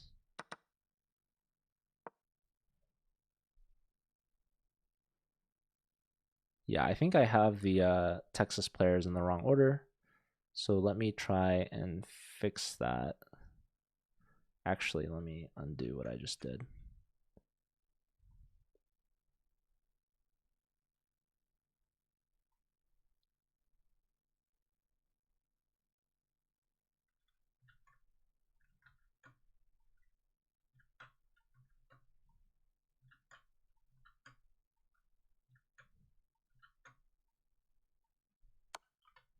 And who won from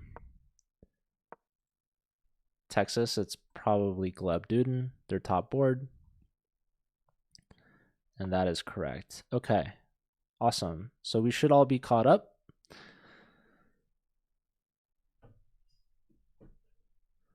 Yeah, Hamrock. It's based on the top 4 of chess.com Blitz ratings. Division 1400, that's probably like middle. That's probably like Division 12 or something like that. Maybe Division 11. But yeah, the Collegiate Chess League, it's completely free to join, and there are cash prizes. So chess.com gives out $50,000 in cash prizes every single school year, and it's completely free to join. So really a lot of great reasons why you should compete if you are a college student. Okay, both of these players over 3,000. We've got Woodland Magic versus Barat. Woodland Magic is Gleb Duden, top board from UTRGV. Let me see if I can follow the rest of these players really quick. So let me refresh this.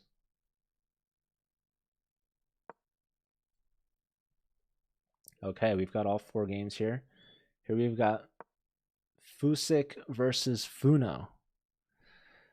Fusik is Jakob Fuss, and we've got Funo's Victor Gazik. Victor Gazik, I'm pretty sure, is from UTRGV, I believe. So these are probably former teammates.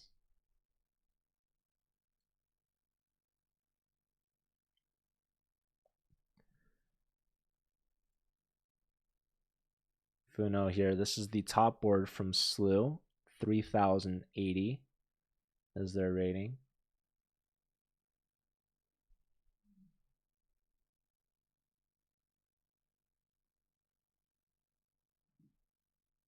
Hey, Andros.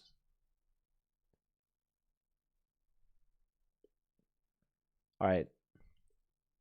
Deadeye. This is Aryan Chopra. Board 2 from SLU. They got a draw in round 1. Now they're up against the board 4. 2798. This is Santiago Avila Pavas, Grandmaster from UT Rio Grande Valley. And it looks like we've got 2 minor pieces versus a rook. This is a really good imbalance in White's favor. These are also doubled pawns, and White's playing b3, just kind of stopping these pawns from pushing. Black is doubling up, but this is a skewer. This is a really nice move here from Aryan, and we see resignation there. So Aryan was going to pick up an exchange and simply just be up a knight. So that game finishes in favor of St. Louis. Aryan gets their first win of the day. Or maybe I should say of the match. Probably both of these teams actually played earlier today. Let me double check on that actually. It's interesting to see who they played against and what happened. So this is a rescheduled match. Part of the format of the Collegiate Chess League is that it is a round robin structure. Wow, queen takes h6 would be an absolutely beautiful queen sacrifice here. This is one of the best players from Canada representing UTRGV. This is Grandmaster Sean Rodriguez Lemieux. Queen takes h6 is actually the second best move here. The best is simply just rook h1. Really clean and simple, right? But you've got to calculate all these different ideas. Knight f8 check is mate in 7, and queen takes h6 check is also mate in 7. Sean's got so much time here. This is up against, I want to say this is Steve. Yeah, Steve Wong. This is the team captain from SLU, the board 4 international master. But Sean is absolutely going to destroy this position here. And we see it, the Botez Gambit, the queen sacrifice. Queen takes on h6. And next, it's going to be followed up by, there's knight f8 or knight h8. Yeah, knight f8 here, just, causing all this sort of chaos, but it's not going to matter. Rook h1 is just going to be mate. Absolutely beautiful move here. Really nice sequence there from Sean. Queen takes h6. Beautiful. You love to see it. So, yeah. Resigns. Awesome stuff there from Sean. All right.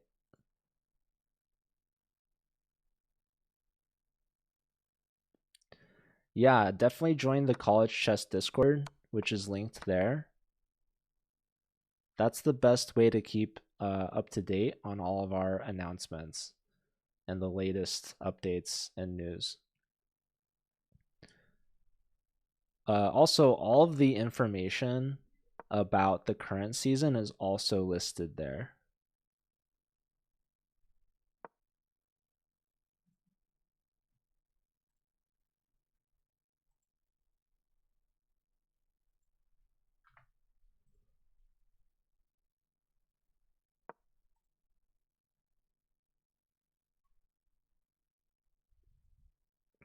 Okay, so there's 2 games left in this round. Here we've got Gleb Duden with the bishop pair and up an exchange. So looking pretty good here with the white pieces. Should be able to convert against Barat. Knight to h4, very nice move. Taking advantage of this pen. Hitting the rook, hitting the bishop. So probably a rook move.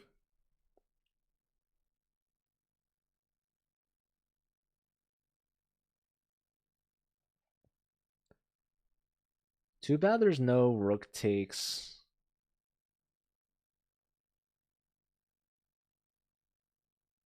Because I wanted queen check and pick up here, but queen takes also defends the knight. So we see bishop f4, intermezzo, hitting the queen, x-raying the bishop, but also breaking the pin on the g-pawn, renewing the attack on the knight. But this is very interesting because the queen can maybe go somewhere to attack the rook. So the rook would still be under threat. But yeah, it's tough. It's less than 30 seconds. Queen d7 is played. This is the best move. You can take on h4. But then if you took the rook, your bishop was hanging. So we see bishop trade. That allows rook takes back, saving the rook. But now the rook is pinned to the king. You don't want to play something like king g3. You're just losing immediately. Even queen g3 is kind of an interesting move. So there's only one good move. It's bishop e4 check. Gleb has 5 seconds. 3. Okay, absolute blunder to queen h5. Now they go bishop check, but still they're losing this rook. 1 second, they're gonna flag. 2.2 seconds, they're losing the rook. It's actually a draw now. I mean, queen takes is just with check. Knight takes, but there's a queen mate threat. Any knight move is a discovery.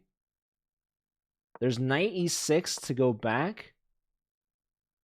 Queen steps up, making sure not to lose the queen to the knight. But now the queen's entering. Knight here, but the bishop is covering the mate threat. And here we just bail out with a draw. Wow, that was a very close game. That could have gone either way, but okay. So Viktor Gajic wins for Slew, and Gleb Dudin and Barat get a draw, which is really a good result for Slew because that's their board 3 up against the board 1. So Slew gets another 1-point lead there in round 2, so that combines with their first round lead, bringing them up to 5 points against 3. So that's a 2-point lead over UTRGV. But we saw UTRGV win yesterday from behind against Mizzou. So there's still 2 rounds left for the Texan team to bring it back, make it a bit closer match. So I want to talk about what happened earlier today.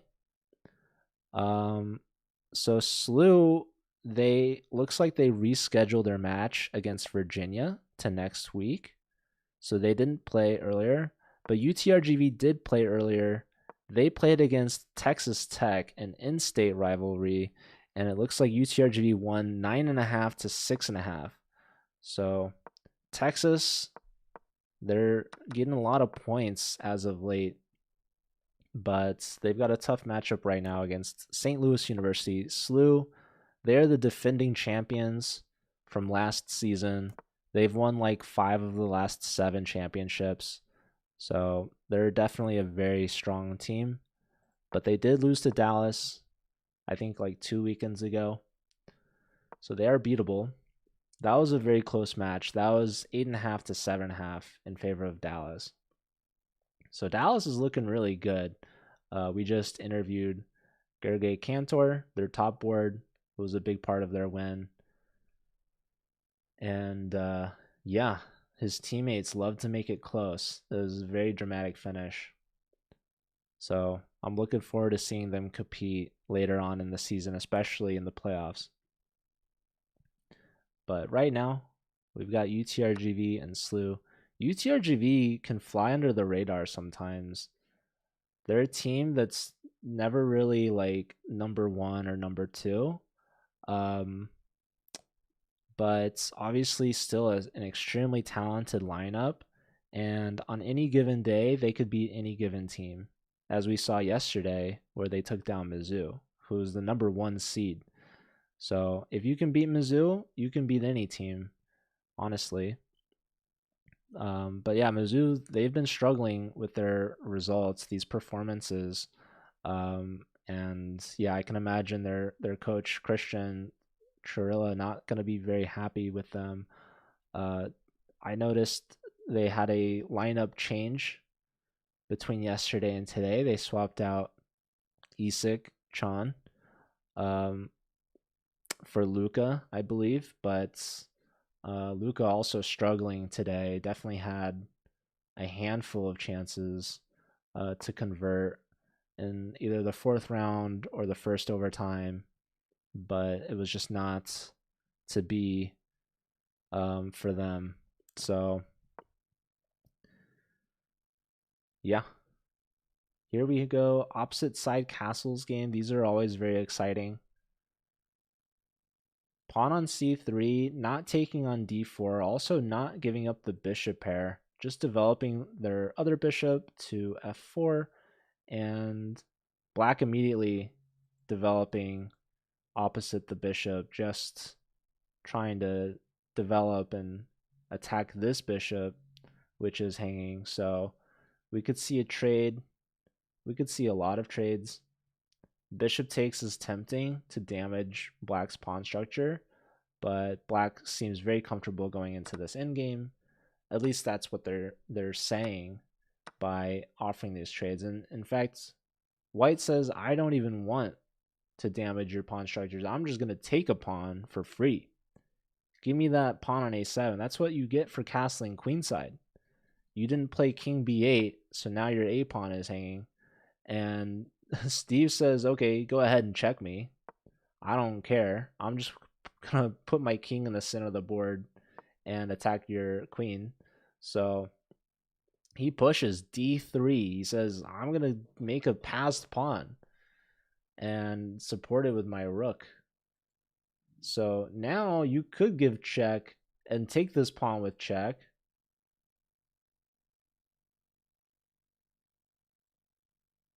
And Steve is playing just lightning fast. This is the team captain for SLU, board 4, international master, 2794. He's up against another international master, Jacob. And so we do see the d pawn drops with check. The king is continuing his run for his life. Apparently, in this position, they needed to play knight d5, putting the knight into the pin. But instead, the king moves, which allows for queen to a3 check, which is going to lure the king out even further away from safety. King could not tuck back there. So king e7 was a mistake. Now this queen is out of the line of the rook and just delivering checks. So king is going to have to move again.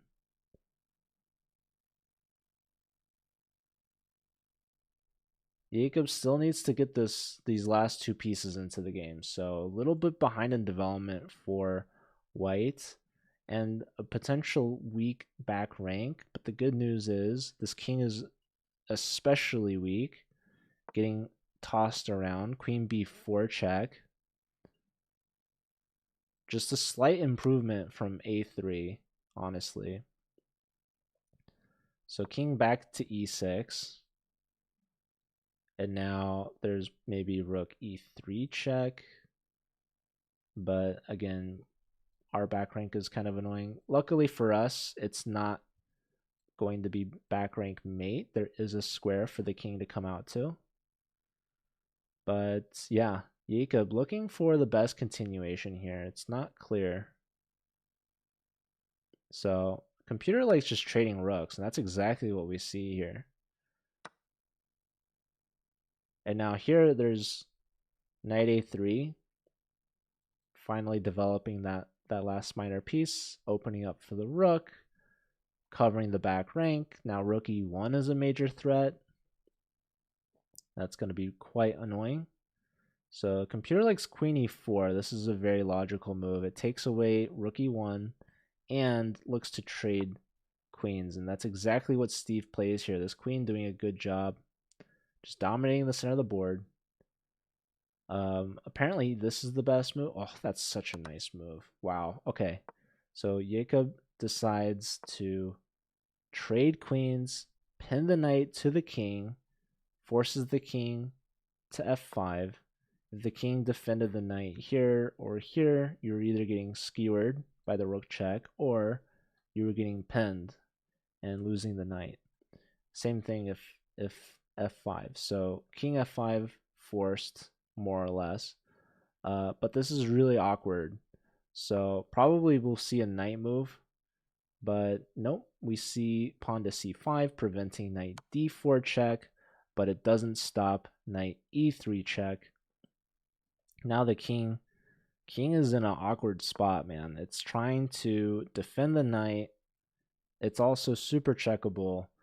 And instead, we see rook to d1, offering a trade of rooks. So this is not the best move.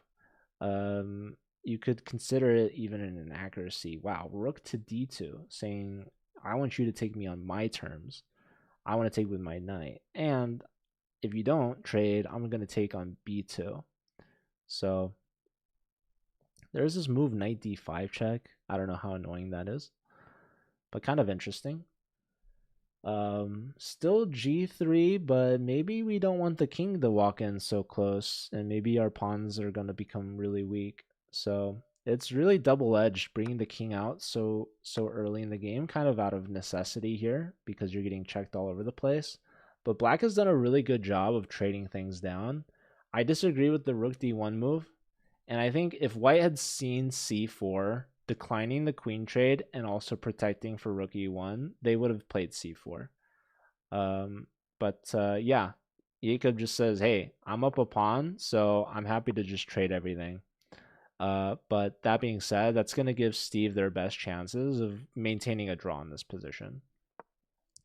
Okay, let's take a look at some of the other games. We've been kind of stuck on this one the whole time. So here we've got Barat with so much time, 2 minutes, compared to less than 40 seconds for Santiago. Where's the drama in the Jacob was trading down so much. Thanks Hamrock for the follow. Welcome in. All right, knight is hit, and that also opens up for the queen. So queen takes on h4. White is missing a queen, guys. I don't know what the heck happened. Where did this queen go? Or am I blind? Yeah, look at this. Knight takes, and the queen's just trapped. So sad. Well, anyways, that's what happens when you get your queen trapped. So, looking pretty good for Barat there for St. Louis University. Let's take a look at Gleb Duden versus Aryan Chopra. So, looks like this is honestly a pretty dead bishop. And they agreed to a draw. This is a tall pawn syndrome bishop, and this is just a sad bishop, honestly. And so the bishops were both so sad that they decided to draw. All right, let's take a look at Sean. So, okay, let's give Gleb and Aryan their draws. They both improve now to 2 out of 3. Both of them haven't lost yet. It's 1 win and 2 draws for the two of them. All right. So here we've got a potential mate threat starting to cook up here. But black is keeping things interesting, attacking the rook. But sometimes you just got to say, if my mate's too strong, you can just go ahead, take the rook with check for free. And from here, I wish you the best of luck. Because I don't see how you stop queen b7 checkmate. So Sean resigns there to Victor Gajic. So Victor is absolutely crushing it for Slew. Now at 3 out of 3, a perfect score going into round 4. And Slew is up to 6.5 now to 3. And 3 of those 6.5 points are from Victor alone. So Victor Gajic on fire, taking down Sean and putting their team in a really good spot going into the 4th round. So there's 2 games remaining. Slew is not done here. But looks like Santiago, wasn't this game a queen trap? The queen got trapped. But then what happened? The other queen got trapped. Oh my goodness. Ladies and gentlemen, it's back-to-back queen traps. Knight check. Knight snags a pawn. But Santiago is 5 seconds to 30. Bishop is hit. Bishop comes back. Pawn push opens up the bishop. This bishop comes back. Knight here hits the rook. Rook steps aside. 5 seconds still. That's a check. You can block. Trade. Black has 2 rooks and a bunch of pawns. Bishop here. Knight hits the rook. But what's happening? I don't know. Rook can move. Oh, the other game ended a draw. Steve and Jacob. So Steve gets on the board with a half point. That brings Slew up to 7 points. So Slew only needs 8.5 to win the match. And it looks like Barat should win this. Wow, how'd these pawns get so deep and connected? What? I looked away for a second. Pawn push. And pawn take. He sacks the exchange. That's so smart. Because those pawns are just devastating. Look at that. Look at those pawns go. Wait, I'm not getting the lie. There's a queen on the board, folks. It's queen and bishop. And check and flag. So Barat wins, even though they both blundered their queen. I guess it was the side that blundered the queen first that loses. So Barat gets the super important point there for Slew, bringing them to 8 points, which is a 4-point lead. That brings Texas to their last round. They need to sweep Slew to force overtime. The odds of that happening are very minuscule, but they're never zero. Toruid, thanks for the follow. Welcome. All right. So, round 4, St. Louis University, they clinched the match with just a draw on any board, but I have a feeling they're going to go for more because the overall score is really important for tie breaks.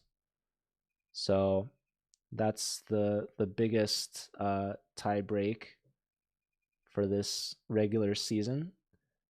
You first look at match wins, and then you look at the overall cumulative score from all your matches. So these teams, they are going to try and win by the maximum margin possible. So every game is very important. Also for Texas, the match is not over. They're thinking, we'll take it one game at a time. We could get 4 points and tie things up, bring it to overtime. And here it's the top 2 boards. So neither of these players have lost yet, but Gleb Duden has had 2 draws. Victor Gajic has won every single game. So they're a perfect 3 out of 3. And both these players are over 3,000. So yeah, honestly, Victor could just carry the Slew team home if they continue. But that being said, Gleb Duden, I was gonna say they have an advantage here. This is a great position for white, but apparently the move was knight to f5. Knight f5, just taking up all that real estate in the king's space. Bishop takes, pawn takes, but unfortunately, white did not do that. They played bishop to h3, and that allows for bishop takes h4, removing that knight. And bishop takes now. Wow, bishop takes on g3, just snagging a pawn. Very interesting. But this bishop can come back now.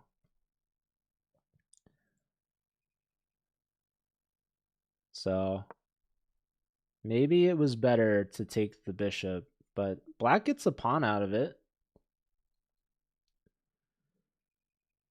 Maybe an annoying bishop to deal with, though, is the problem. This pawn is really important on h5.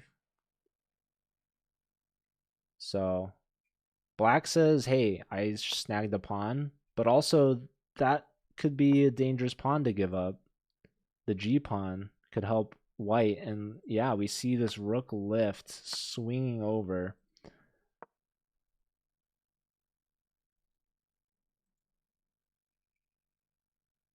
Knight to g5, just trying to blockade the file.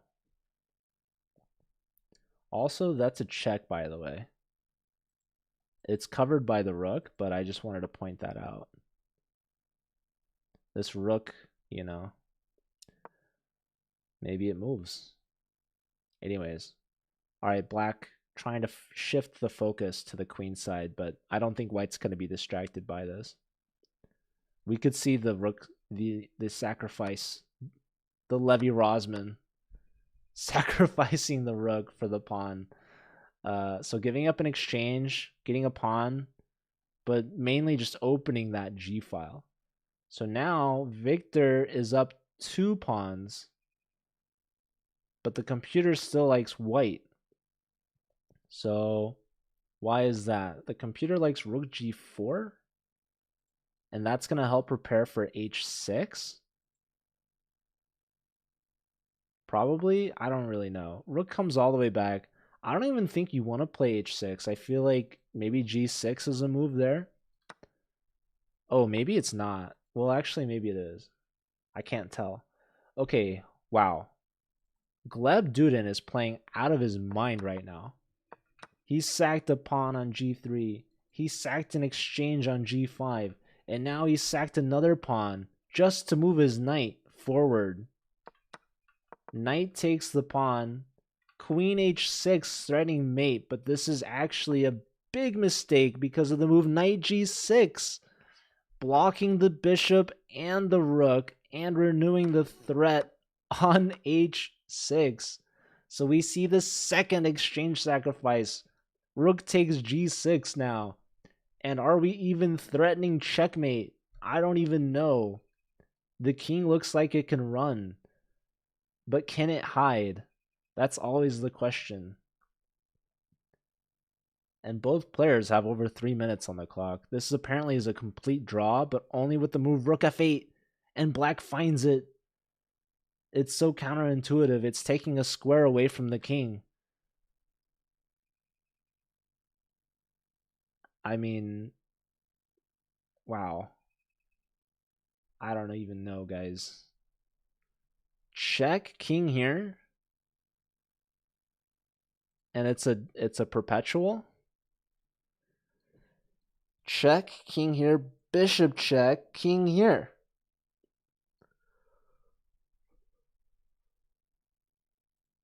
And I mean, where's the mate, dude? That's crazy. That's crazy. Victor finds, okay, he goes knight here. He's attacking the rook, but now black can give an exchange back. And that's exactly what Victor does. Victor says you've been having too much fun sacking both your rooks. 3 out of the 4 rooks have been sacrificed. And the last rook, it's not looking good for that guy either. He's under attack, but the best move is the only move. Black's threatening f2 right now, by the way. And if queen takes, well, you're going to get skewered. There's one check there, but yeah, pawn takes. And now, yeah, rook f8 makes a lot of sense. Knight probably back to e6. But then there's going to be like rook, wait. Uh-oh.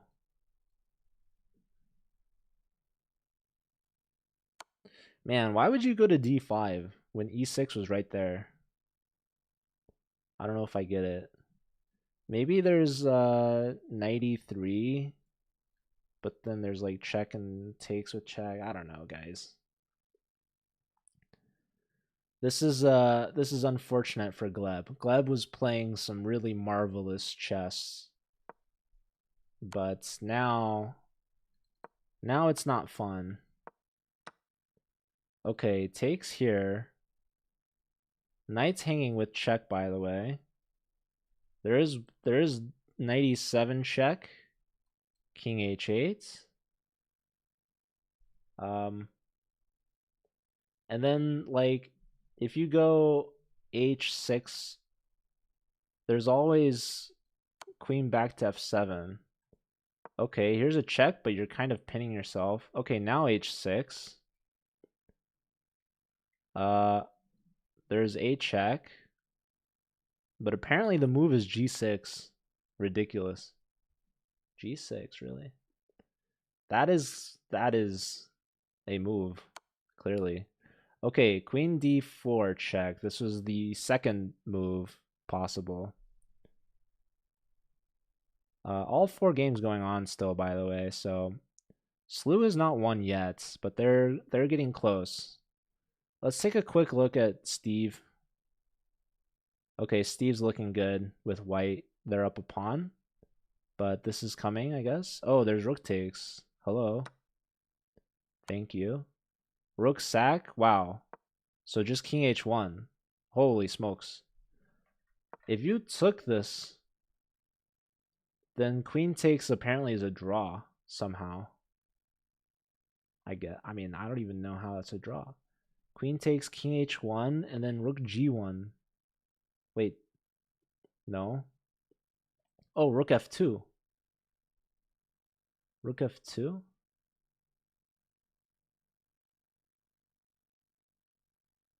Wow, okay, well.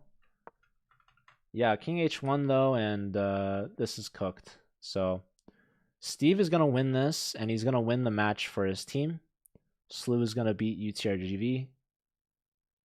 We'll sit here until Santiago flags or moves or resigns. Those are like the three options. Okay, they took the resignation. Let's go back to the top boards. So Steve gets his first win of the match, winning the match, which is nice. All right, Gleb now is losing, has been losing. So what happened here? We saw the queen check, king steps to the corner, black finds g6, of course. Queen here hits the rook, but the rook takes the pawn. There's one check. There's two checks. You can take either thing. Those are the only options. Black decides to take, there's one queen check.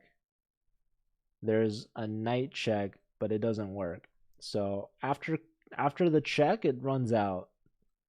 And this, you're kind of walking into a pin. There's this check, but you're running out of options here. Knight's in the corner, queen is literally in the corner, and you have 1 second. Okay, exchange sack has been given, but now resigns. So after queen takes rook, there's just too much falling. So yeah, Viktor Gajic is a perfect 4 for 4. What a great game. Gleb Dudin so close to breaking through, finding just anything. Some really inspiring attacking chess, but just even better defense from Viktor. And Viktor is a perfect 4 for 4 today. So really awesome stuff there from that game. Okay, Sean and Aryan drew on boards 2. So Aryan Chopra didn't get beat today. 3 draws and 1 win. So not bad from him. Here, both players less than 20 seconds, and it's looking like it's kind of dangerous for this black king. What happens after rook e1 is my question. I guess the king goes here. There's a check. 10 seconds for Barat. Attacking the bishop again. Are we going to see the king move back? No, rook lifts. This rook comes back. Now this bishop is pinned. 1 second. Both sides less than 10 seconds. A couple checks. You always give the extra check. But do you repeat is the question. The answer is yes. So they drew. It was a pretty inconsequential result to the match overall. So Jacob Fuss gets 1.5 points, and Barat improves to 3. So also didn't lose a game. 2 wins and 2 draws, I believe. Okay, ladies and gentlemen, that was week 4 of the Collegiate Chess League. That was a lot of fun. Those are some really good games, some really strong teams. But I appreciate you all for being here. Fisher asking for magic. I mean, did you watch Gleb Dudin sacrifice everything against Viktor Gajic, and Viktor Gajic defending, holding on, sacking and exchange? I mean, all 4 rooks were exchange sacked for a knight in that game. Actually, one of them was for a bishop, but you get the point. It was some fun, exciting chat. And honestly, the magic really was in that first match we watched between UT Dallas and Mizzou. Dallas should have lost that. Luca should have won and or at least drew his 4th round game against Aditya, but absolutely threw and flagged with increment, making his team play round 5 and then losing again, losing in round 6 overtime. So if that wasn't magical, I think you missed it. But anyways, I'm going to send you all off on a raid. So thanks everyone for being here. Appreciate all the support, all the follows. Congratulations to UT Dallas, to St. Louis University, and to University of Illinois for all winning their matches today. It was a lot of fun. I'll see you guys next week. We'll have more matches. Week 5 is next Saturday. So I'll see you then. Fisher Random, thanks for the 3-stream streak. Very appreciated. All right, let's find someone to raid. So stick around. I'll send you off in a moment. But yeah, thanks again. I hope to see you all next weekend. Take care of yourselves. Have a good one.